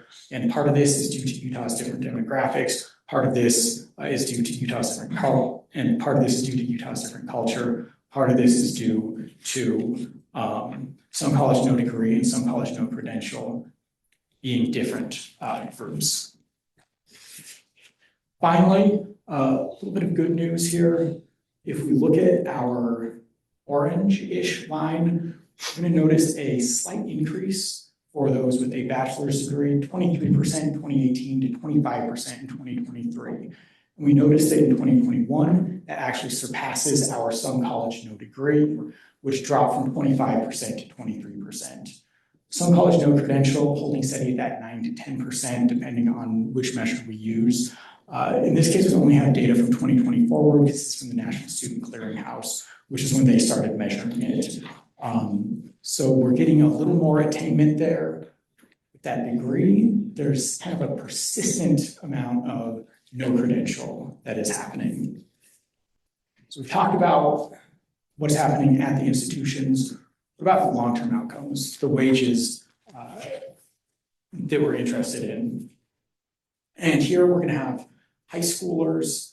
We're going to have our some college no degree. Unfortunately, since this is CPS survey data, that some college no degree has the some college no credential and those with the post-secondary certificate lumped together. So kind of when you're thinking about this, try to disaggregate in your head. Maybe what's driving some of these dynamics are post-secondary certificates. Maybe any college is still better than none. And then we have associate's degrees and bachelor's degrees. Employment, this means that someone is in the labor force and has a job. We see that it is an increased function of education, where our high schoolers, or those with only a high school certificate, 69% are employed, up to 79% for bachelor's holders. Then on the bottom, we have those who are not in the labor force. So not only do they not have a job, they've quit looking for a job or otherwise chose not to find a job, they're just not participating in the labor force. It's a decreasing function of education, where we have our high schoolers who are most likely to leave the labor force, then some college no degree, then associate, and then bachelor's. Wages by education level. So here we have median wages. First thing that we notice is that within each education group, there's a gender difference, and then between each education group, we see differences. And here this is median weekly earnings, though tests were done on mean weekly earnings, and these are statistically significantly different, except for our some college no degree and our associate's earners. But again, higher education is associated with higher pay, except that associate and some college no degree, not statistically significantly different. As I mentioned, we might be seeing some dynamics where we have people who have a certificate. Some of those certificates immediately put you into a well-defined job that can tend to pay well. Also, an associate's is 2 years, while 24% are leaving in that first quarter. It is possible that people are leaving with 2 to 3 years of education and may be competing with that associate degree. So we may see some of those who are able to find employment, and the opportunity cost of finishing that bachelor's degree is higher for them than they would like. Industry of employment, I will one more time use the normative term good jobs. But we see a very different composition of employment between our some college no degree, associates, and bachelors. Our some college no degree, the most common sought code is personal care and services. This is a broad category like cosmetologists, childcare workers, recreation workers. Some of these explicitly require a certificate. So again, we're seeing that the some college no degree, the subset who is certificated, who is credentialed but not with a degree, kind of really affecting the composition here of who or what jobs are being held. We see management take over as the number one top occupation for our bachelor's earners. Some people like to manage, some people like to be managed. If there's preferences to being the boss, clearly we see that a bachelor's degree is the way to go. What about the use of social services? A supplemental nutrition assistance program, SNAP, also known as food stamps. Use of that is, again, a decreasing function of education, where our some college no degree sit right between those who only have a high school diploma and those with an associate's degree. About 6% from the CPS used food stamps. Interesting, public health insurance, what we're seeing is a flip between those with some college no degree and an associate degree, both of whom are using it less than our high school only group and much more than our bachelor's group. Interestingly, the some college no degree group is also the most likely to have to purchase health insurance on their own. Employers are provided bachelor's and associates with their health insurance. So that's going to be a difference as well. Housing status by education level, because I can hear end of my time, I will speak through this one. Basically, own or rent, we see something interesting again going on with that some college no degree versus associates. But again, our bachelor's holders are performing the best. Living with extended family, those at the high school, roughly 1 in 5 are living with extended family. 1 in 10 of some college no degree and associate earners are living with extended family, and 4% of bachelor's earners living with extended family. So we see that there's some interesting dynamics of where they live and who they live with, where they're more on par with the associate's earner than with our high school graduate, and pretty far off from our bachelor's graduate.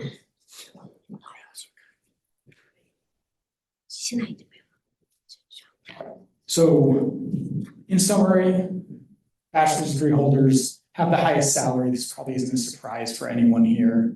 The best financial stability, best housing option, not presented here, also most likely to have a stable family. Some college no degree. This is that 26%. So this kind of includes both the some college no credential and the some college no degree. They do have better economic stability than those with only a high school diploma. They're the highest group to purchase health insurance, so they have some additional costs put onto them that others don't have. As far as social assistance, they're outperforming those who only go to high school or only complete high school, not quite doing as well as those with a college degree. So broadly, there's some different dynamics here. Some of that's due to which data set we're using to look at it, where we have probably credentials pushing wages up and adding a little bit of noise in our some college no degree. Definitely different dynamics at the institutions between those some college no degree and some college no credential. So broadly, biggest takeaway though, I'd like to put of that 500,000, just under, the majority of those are under 18, excuse me, under 25. And once we get rid of those, that also have a credential. So when you see the some college no degree, 481,000, remember it's a little smaller when we take Utah's unique context into account. I will now turn it over to Alicia. Thank you.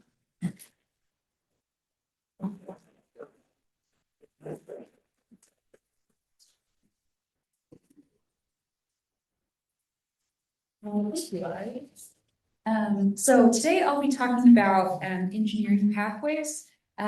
This will both include a post-secondary prep section and a workforce outcomes section.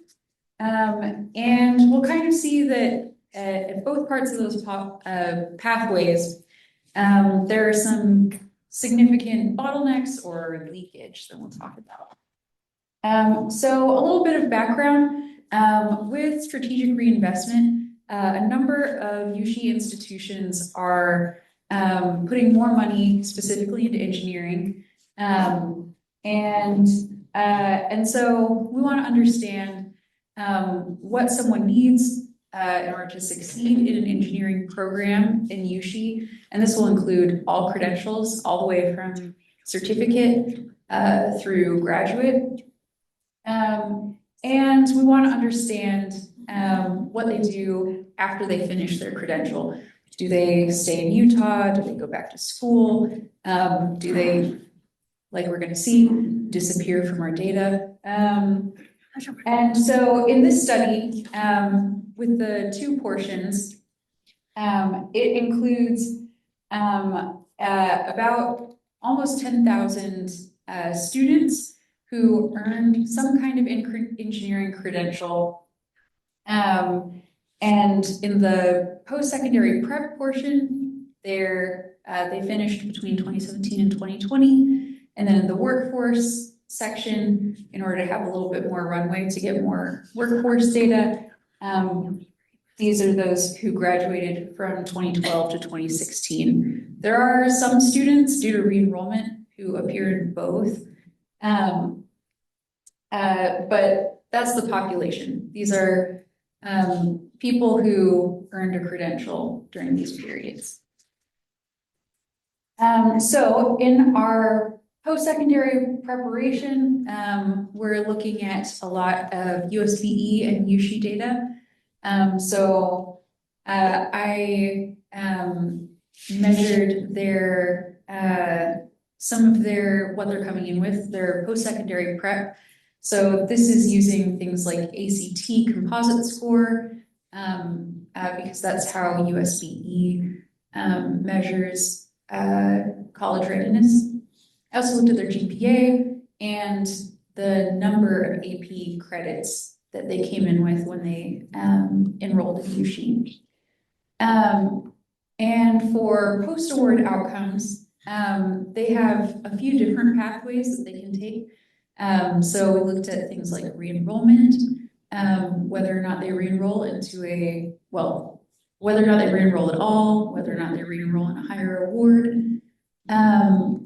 We also look at attachment to the Utah workforce. As we're going to see, engineering graduates have a lower rate of attachment to the Utah workforce than the regular USHE population. They also have a pretty high rate of migration out of the state. And then finally, we look at what sectors they're employed in first. And we're going to find that many are in manufacturing and technical services. Technical services is the NAICS code that includes engineering firms, so that would make sense. So moving on to post-secondary preparation. Engineering grads have very high levels of college readiness, higher than other people at their degree level or at their award level. So their median ACT, the bachelor students made up the largest group of students in both samples. And so they're coming in with a median of a 26. If the national median, the test is constructed to have a median of 21. So this is like quite a lot higher than your average student. And then those who later go on to get a master's had a median of an ACT of 28. GPA, we see a similar pattern because GPA tops out at 4. This one's not quite as linear as ACT, but they have relatively high school GPAs. Even at like those who get an associate in engineering have a relatively high GPA, but bachelor's, the largest group, it's over 3.8, and master's is almost 3.9. AP credits is what you can see here, and we find that many of them are coming in with AP credits, particularly at the bachelor's and master's level. They're coming in with 2 to 4 classes worth of AP credit. Unfortunately, the data set that we were using at the time did not include what classes these were in. But in Utah, some of the most popular AP classes are actually non-STEM courses. So it's English composition, AP US history. Some of these might be STEM, but we don't know. But kind of the story here is that these students are coming in with a very high level of not just STEM readiness, but general college readiness. Lots of AP credit, high school GPAs, and relatively high ACT composite scores. So they're all around pretty well prepared for post-secondary. We also see the STEM readiness reflects the same general college readiness that we saw. So on the left, we have ACT math subscores, and on the right, we have ACT science subscores. And as you can see, particularly for the degree levels, they're all, again, it's constructed to have a median of 21. They're all higher than the national average, and I believe the Utah average is similar to the national average. So yeah, these are more prepared students than average. So for this portion, I used an ordinal logistic regression. So this predicts the likelihood of, instead of the logits that we talked about earlier, where it's binary, this model looked at different groups. So there were 4 different groups. There weren't very many doctoral students in this portion, so they got lumped with the master's students. And so here we see there were other factors included in this model. This graph just shows you the probabilities of the model of the ACT portion. But on the y-axis, we have the predicted probability that a student will be in that group, that their first credential or their highest credential will be one of those 4 award types. And then on the bottom, on the x-axis, we have ACT score. And so we can see as ACT score goes up, the likelihood of receiving one of those higher credentials goes up. And there's kind of a crossover point where bachelor's is the most common for students who have, they're in the 25, 26 range. So let me go back. So what this suggests about engineering students is that there's a little bit of a bottleneck even before you go into engineering. even before enrollment, there's kind of this expectation or it seems like the students who are going to do better in engineering or who have the most likelihood of completing a program are coming in with like, especially at the bachelor's level, much higher than average college readiness. So now we're going to look at post-award outcomes, and there are quite a variety of possible post-award outcomes, many things they could do to finish a credential. So this tells you kind of the general flow. So in general, engineering awards, a smaller proportion of them are from Utah than other, the general UC population. About 71% of these award recipients had Utah residency. This was based on UC residency data. Whereas for the UC population, it's more like 80%. So we have pretty significant inflow from other US states and international students. And then you can kind of see the breakdown of what credential they finished. Again, bachelor's is the largest in this study as well. But you know, certificate recipients are a pretty large chunk also. And then we see what happens afterward. So here we have kind of the general categories of they get an engineering related job, and that's by NAICS sector. So I know that's imperfect, and we'll talk about that in a second. Only about 32% of these students actually, or sorry, not of students, they're graduates, of graduates end up in an engineering related sector. If you were to break it down by someone who has Utah residency, who earns a credential, who then is in engineering related, it's about 23% of the total pool, of the total sample. So it's a little lower than maybe you would expect. We do have a number that go into other industries as well, 21%. About 18% re-enroll, and the largest portion of those, or the biggest contributor, are associate students moving to a bachelor's degree. And then 29% just disappear from the records. There's no Wade record for them. There's no later UC record. Some of this could be because of the industry that they go into, if they work for a nonprofit, or the government, or the federal government. But as we're going to see, there's quite a lot to suggest that a large portion of these students are leaving the state.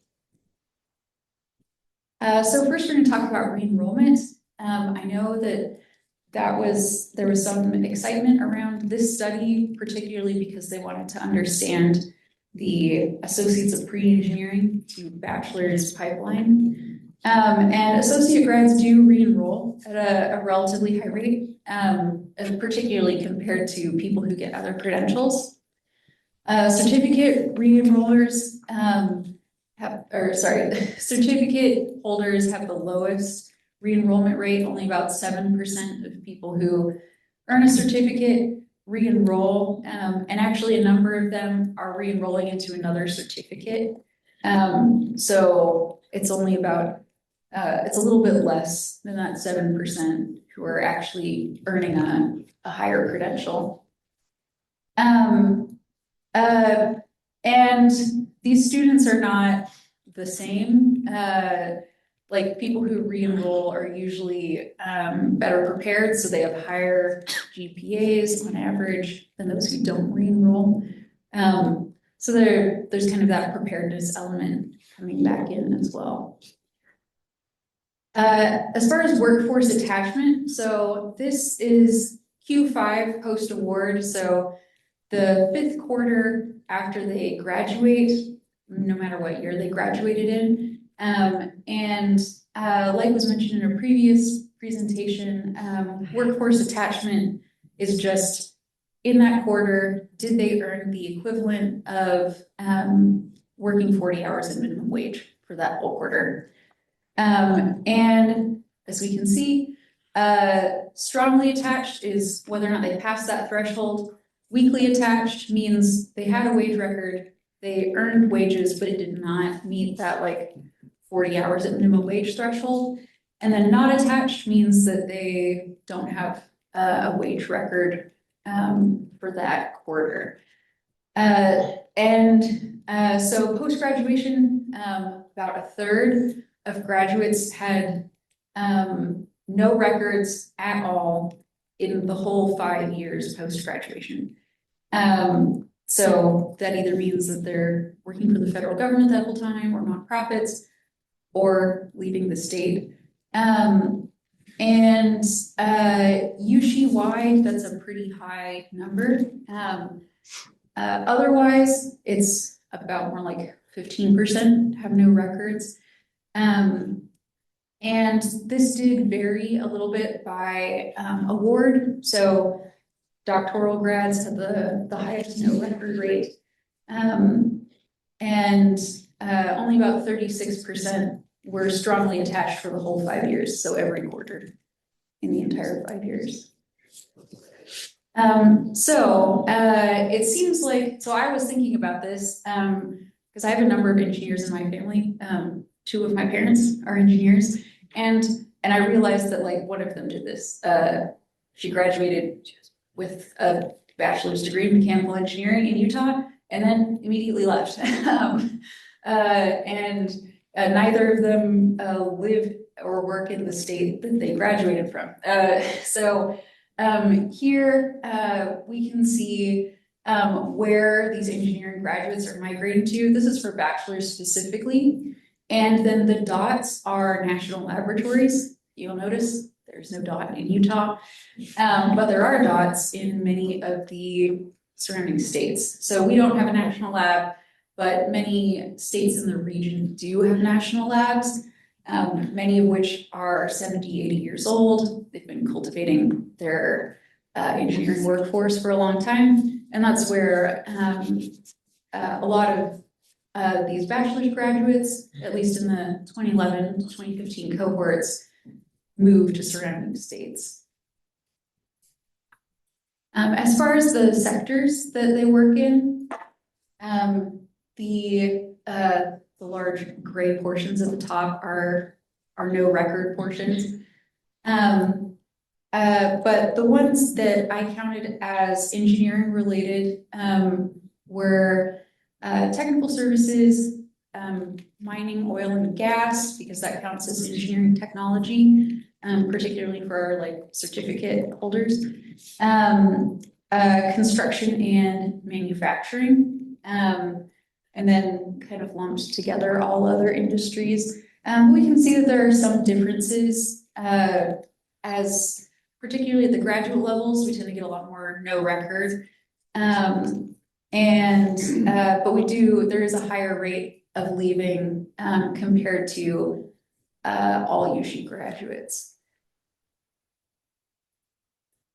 Wages, if people do manage to stay and they're strongly attached for 5 years, their wages look something like this.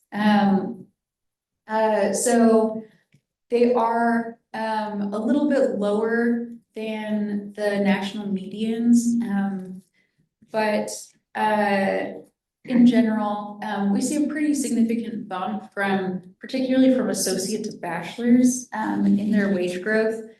I believe that part of that might be because per Utah law, someone can't become eligible to be a professional engineer unless they have at least a bachelor's. And so that might be part of why there's such a significant starting bump.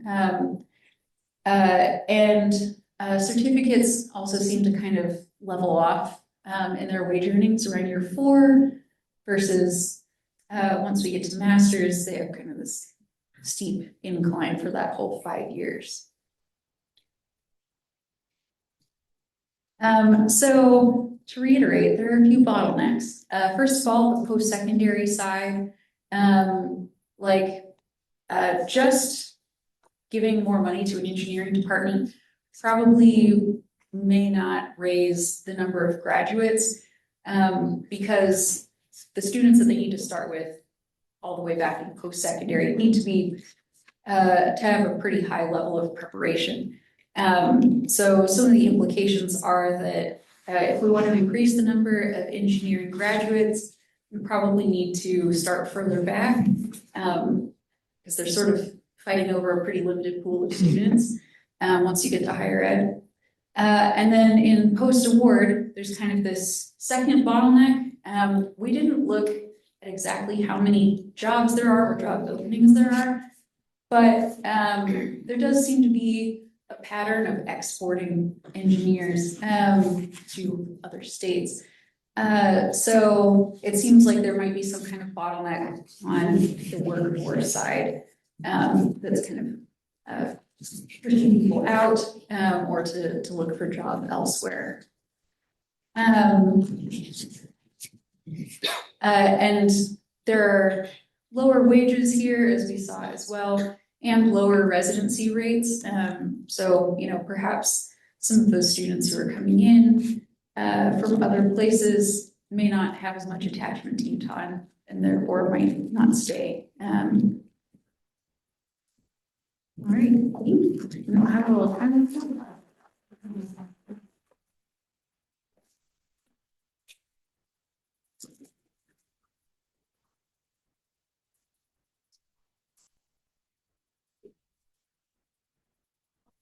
You said the Q&A period needed to start at 10:40. Is that what we're still aiming for, or what should we do? So we're gonna be ending at 12. So Okay. you have time, plus you have the Q&A, so you have.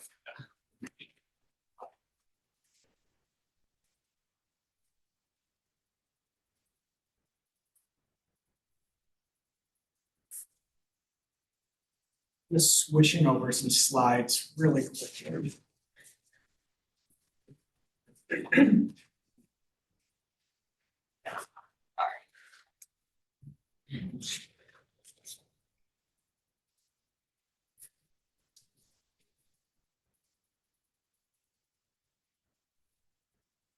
It's good?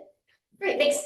All right, this, what we're gonna look at today comes out of some projects that we've been doing at Salt Lake Community Research College recently related to geographical data.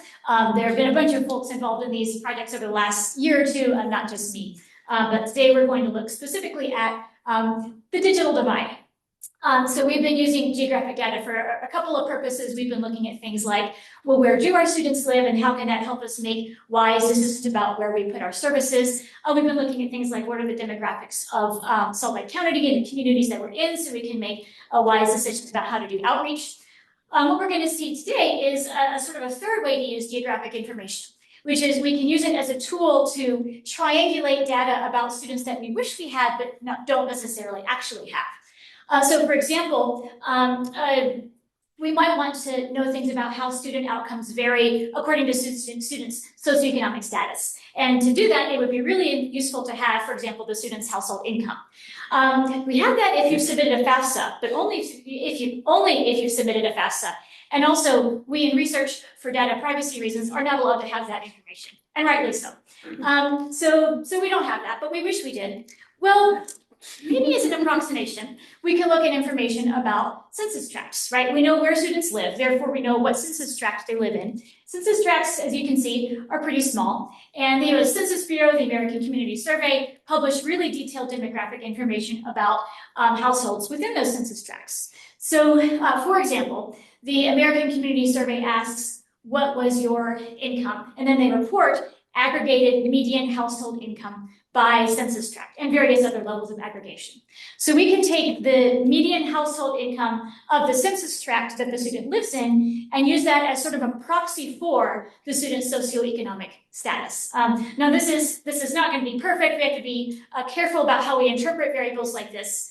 This is going to be some sort of unholy amalgamation of what was the actual student's income, and also what was the sort of general wealth of the neighborhood the student lives in. But as long as we're careful about how we interpret these things, it's a decent first step. So what we're particularly interested in today is this fascinating question in the American Community Survey, which is they ask in your household, basically, what kinds of computers do you have? And well, this is interesting to us because for taking a college course, many, if not most of them, if not all of them, require some kind of access to a computer. If you're taking an online class, obviously, you need a computer to complete the coursework. But even in-person classes often involve submitting assignments on Canvas, or even for an assignment that might be submitted in person, many of those assignments expect that you will need a computer to complete the work. So in particular, we looked at households that checked the no for, do you have a desktop or laptop computer specifically? The other kinds of computers are mentioned in this question, but for the purpose of doing college level work, a desktop or laptop is probably what you're gonna need. I would not want to try to take a college class on a smartphone or even on an iPad. So just to give us a sense of what the distribution of this looks like, so this is census tracts in Salt Lake County, and this is the distribution of the number of census tracts with the percent of households that reported they did not have a desktop or laptop computer. I'm just going to say no computer from now on, but that's specifically the kind of computer that I mean. So we see that a lot of census tracts is somewhere between 5 and to 10% of households don't have a computer, but it can sometimes go up to 20, 30, even 40%. So we're going to use this as a proxy to try to get at what happens if students come to Salt Lake Community College and don't necessarily have a lot of computer resources available to them. Does this perhaps affect their academic outcomes? If you don't have a computer, well, it's going to be hard for you to do coursework if that coursework assumes that you have a computer. So obviously at SLCC, we're especially interested in outcomes at SLCC. So we looked at the specific outcome of passing classes at SLCC. There we go. So just to get oriented, this is raw data here. These are sort of the typical student and class level predictors that we often see having effects on pass rates. So first gen students, for example, are a little bit less likely to pass than continuing gen students.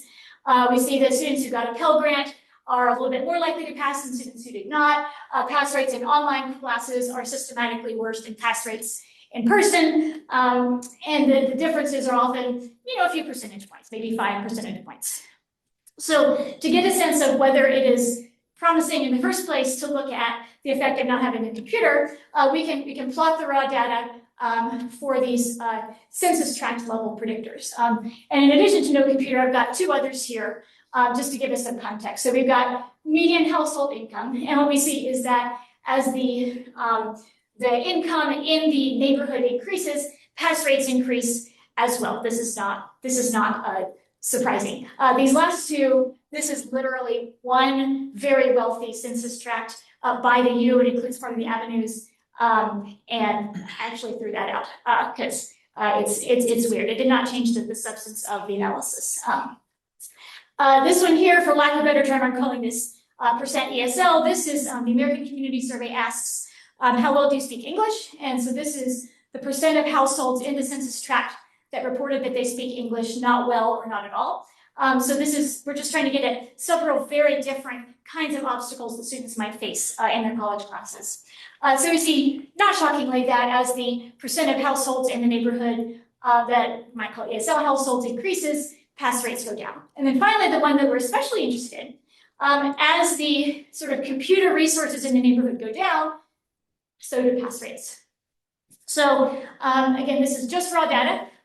We don't yet know, is this really an effect of the computer or is this some confounding thing, right? Maybe all these households over here are also all the first gen households, and we're really just seeing first gen by another means here. So to explore this, we built a logistic regression model. If you care deeply about the structure of the model, there you go. It's not as bad as it looks. Basically, logistic regression for did you pass. We have an intercept. We have individual level predictors like gender and Pell receipt and first gen and all that. And then we have, it's hierarchical, so we have students nested within census tracts, and each census tract gets a random intercept. That random intercept is in turn a function of the tract level predictors, median income, percent ESL, and percent no computer. If you really care, it's actually that. Take a picture. The basic story is we want to let all of those things vary by term, because the things that matter in the fall are different from the things that matter in the spring, are different from the things that matter in the summer. Also, I wanted to allow these things to change over time.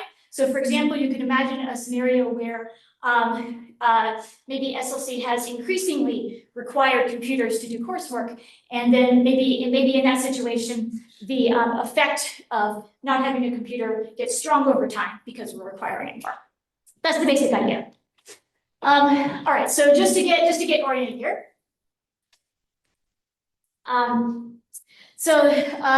These are logistic regression parameters, so it doesn't make sense to try to interpret the parameter estimate directly, but basically less than 0 is bad, greater than 0 is good, and I've colored them yellow and blue correspondingly. All of this here is old news. These are patterns that we're very well aware of, that have been persistent for a long time. So, first-gen students are less likely to pass their classes, Pell recipients are more likely to pass, and so on and so forth. Similarly, at the class level, online classes, outcomes are worse. But here's the piece that we're particularly interested in. So at the tract level, it turns out that some of these things do matter. So the model is telling us that that pattern we saw in the raw data of you have better pass rates in the wealthier census tracts, that seems to be a real pattern. The model is telling us, yes, we have an effect that's positive, that's reliably different from 0. If we turn to the one that we're really interested in, percent of households with no computer, the model is telling us we have an effect that is reliably smaller than 0. In other words, that pattern we saw in the raw data of pass rates go down as the number of computers in your census tract go down, something about that is real. Now, if you were paying attention to the size of coefficients, which I told you not to do, you might have noticed that the coefficients for the individual level predictors were a lot bigger. So we were looking at like 0.5 and so on. Here we're looking at things like 0.05. What this tells us is that that decrease in pass rates by computer resources in the census tract, most of that is not being driven by the computers themselves. Most of that is the other stuff like first-gen students and so on. But some of it, at least a little piece of it, the model is suggesting is in fact a function of the computer. So it's not a huge thing, it's not completely determinative of your education, but it's real and something is happening. Let's see. For instance, time I'll skip over the high school data, but basically we were curious, does this apply at the high school level also or just at the college level? The reason being that in high school, well, a lot of Utah high schools give every student a laptop. So if it's truly a function of, I don't have a laptop, therefore I have to borrow somebody's or I have to go to the library or whatever, then maybe we would see that this effect would not hold at the high school level. On the other hand, maybe this is not about the computer at all. Maybe this is about in the neighborhoods that have fewer computers, you also have fewer people you can turn to help you troubleshoot, right? Fewer people you can turn to for how do I do this thing? How do I do that thing? And the short version is we looked at high school data and it was the same story, that computers did seem to matter a little bit, not as much as the other things, but they did matter. And to the extent that you can compare scales, they mattered approximately the same amount. So let's see here. Yeah, so basically the same thing. All right, so this is where we're translating the model into more comprehensible numbers. We're looking at probability of passing. This is just to give us a sense of the size of the effects. Again, as I said, it's not massive. It's not explaining everything about education, but it's explaining a little bit. It's something small but meaningful. The yellow here, this is to take all the students in fall 2024 who lived in a census tract where at least 10% of households report not having a computer. And this is plotting their expected probability of passing the class. The blue is take those same students and simulate, according to the model, what would happen if we decreased by 10% the households that don't have a computer. So we're moving just that variable, nothing else. What would happen to the pass rates? And it basically shifts over a little bit. So we're not talking massive shift. We're talking maybe a couple of percentage points in the probability of passing. So not the whole story, but there's a little something there. And for high school outcomes like GPA, ACT scores, we found something comparable. So again, we're curious what this means. And unfortunately, I don't have a great answer for you. And I'd be especially curious to hear from y'all what you think might be going on, right? So it could be that it's about the computer itself, right? And if it's about the computer, that suggests one set of responses by Salt Lake Community College. Maybe that would look like laptop loaders, right? Maybe that looks like extended computer lab resources, particularly in neighborhoods that don't have a lot of computer resources. But if it's not about the computer, if it's about the community, that suggests a very different kind of response, right? As an example, my older son is in high school, and he earlier this year was working on a project for math where he had to analyze a data set that he collected. And as part of that, he came up with a formula he wanted to apply to his data, but he couldn't get that formula to work in the software he was using. So fortunately, I was in the household and I was able to show him, here's how you can use Excel to do that thing. I tried to get him to use R and he was having none of it. So that wasn't about the computer, right? All this happened on his school provided computer. It was about who are the people you know, right? So if it's about that, the solutions are less obvious, but they might suggest things like, well, okay, for our college classes, are there places where we're requiring computer knowledge to complete the class that maybe aren't crucial to the substance of the class, right? So maybe we'd require sort of a more thorough rethinking of our curriculum, how we deliver it, how we expect students to access it. One last, we looked at this in a couple of ways. I'll do just two of these, and then we'll finish. But we tried looking at things we tried looking at ways to ask, is it about the computer? And consistently got a no. So this is just raw data. So again, this is percent of households in the census tract with no computer. This is pass rate. Blue is for in-person classes. Yellow is for online classes. If it's about the computer, we would think that online is where you're going to see the biggest effect, right? Because in person, at least you're going to campus, you get something. So if it's about the computer, we'd expect maybe the blue pass rates to be constant across census tract and the yellow to have a slope down, saying that's where the disadvantage is up here.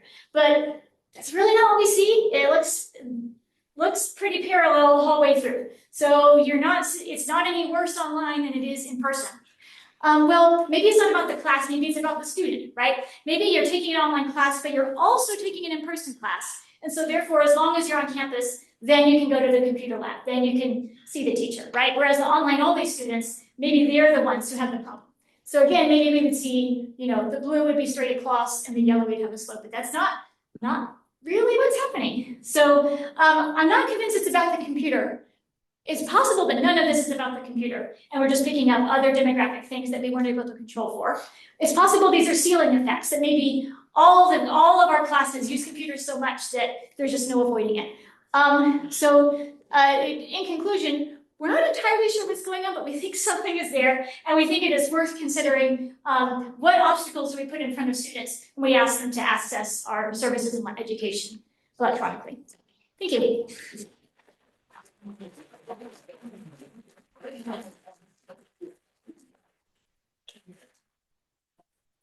We're going to open it up for some Q&A. So we'll do the same format as last time.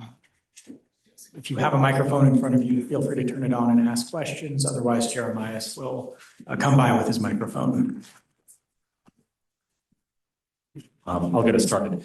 I think from all the compelling evidence you have provided today, it appears to me that what's being caught in that variable is actually SES, probably like some sort of indicator of socioeconomic status, because in general terms, computers are pretty inexpensive. So to not have one in the household probably indicates some degree of socioeconomic strain. So that's what would be my suggestion or thought. So I'm sure you probably have the same thought yourself. So you could profile that as best we could with median income, but yeah, I absolutely agree. There's probably a lot there that still is, still being picked up along SES lines. Or social disorganization. Some variable of social disorganization, yeah.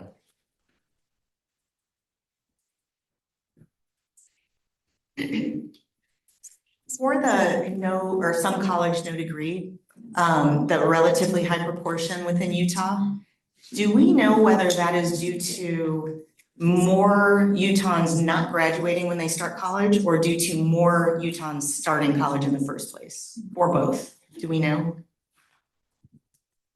That is a great question. Off the top of my head, I don't remember if we covered that in the report. We do have a lower attainment rate. Looking at 51% as opposed to nationally it's 64%. So part of that is definitely going to be driven by that. But I don't believe that that is the whole or all of it, but it is a part of it.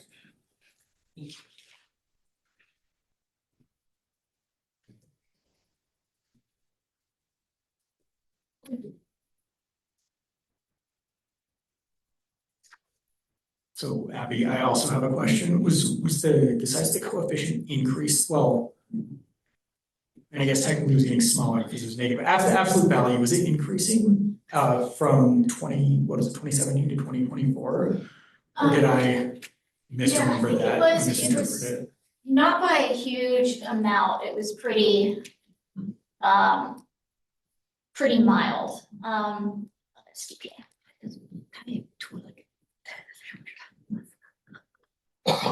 Yeah, so maybe a little bit. I wouldn't put a huge amount of stock in that, but possibly. Thank you. Yeah. Any further questions? Oh, sorry. I liked your Sinki diagram, engineering report.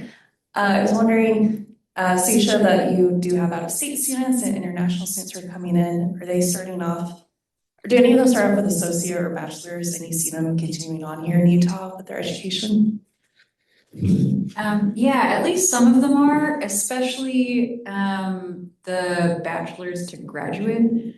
They have a higher proportion of re-enrollment, into the graduate levels and then also the master's to PhD. So yeah, they were a little bit more likely than other students, particularly international students were a little more likely than other students to move into those graduate levels in re-enrollment. Alicia, remind me, was there a difference between workforce attachment into the Utah workforce associated with origin of student, like domestic versus foreign?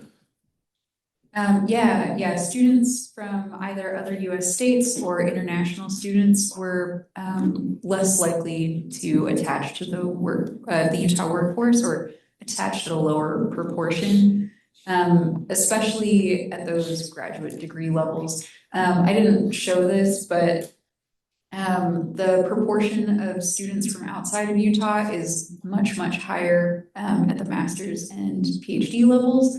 And so that might also contribute to their low workforce attachment. So you're saying that at the master's or the graduate level, the foreign students, and I don't mean international, I mean, I'm bundling them all together, meaning foreign to Utah and foreign as well, make up a larger proportion of our students. And then they also leave the state in higher rates. Is that what we're saying? Yeah, and it's not just a larger proportion. Like, I think international students make up more than 50% of the, at least of the PhD population, and they're a pretty significant portion of the master's population. So as a state, we are effectively funding with public dollars the education of individuals who are not staying here in the state of Utah. Okay. Yeah, we're exporting engineers. And was it you who was telling me about how in Colorado, they were talking about how they didn't like that they were importing engineers? Or maybe that was Brett. I don't remember. I was talking to somebody about it, and and they see there are other states that have the flip side of this. Yeah. What's confusing to me is because we have Silicon Slopes here, right? Which is a large number of tech companies who should technically be hiring a lot of these engineers. But I think one of your theses is that there's a lot of draw from these national labs that we don't have one here, and so is that like a concept that you have in mind or that you are proposing? Yeah, well, and the most popular types of engineering among the highest in both of these studies was mechanical engineering. But chemical engineering is also pretty high. And so like, even though we have Silicon Slopes, and I'm sure there are some people who got a degree in mechanical engineering and then work there,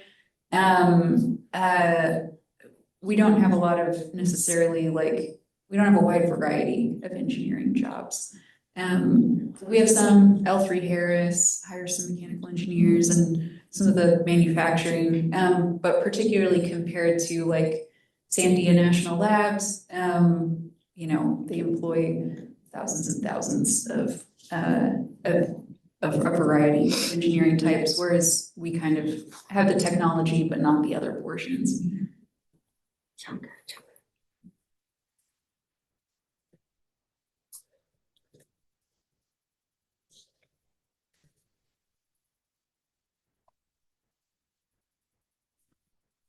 Thank you everyone for attending. Hopefully we will see you again next year for Bagels and Research 2027. Also, we will be sending out periodic emails about our webinars as we release some of these research projects. We will invite you all to sit in for lunch hour while we have a discussion about the research. So should be sending one of those out in the next couple months for our STEM students. After that, we have other, research in the pipeline. So hopefully we'll be seeing you virtually before our next Bagels and Research. Thank you again for attending.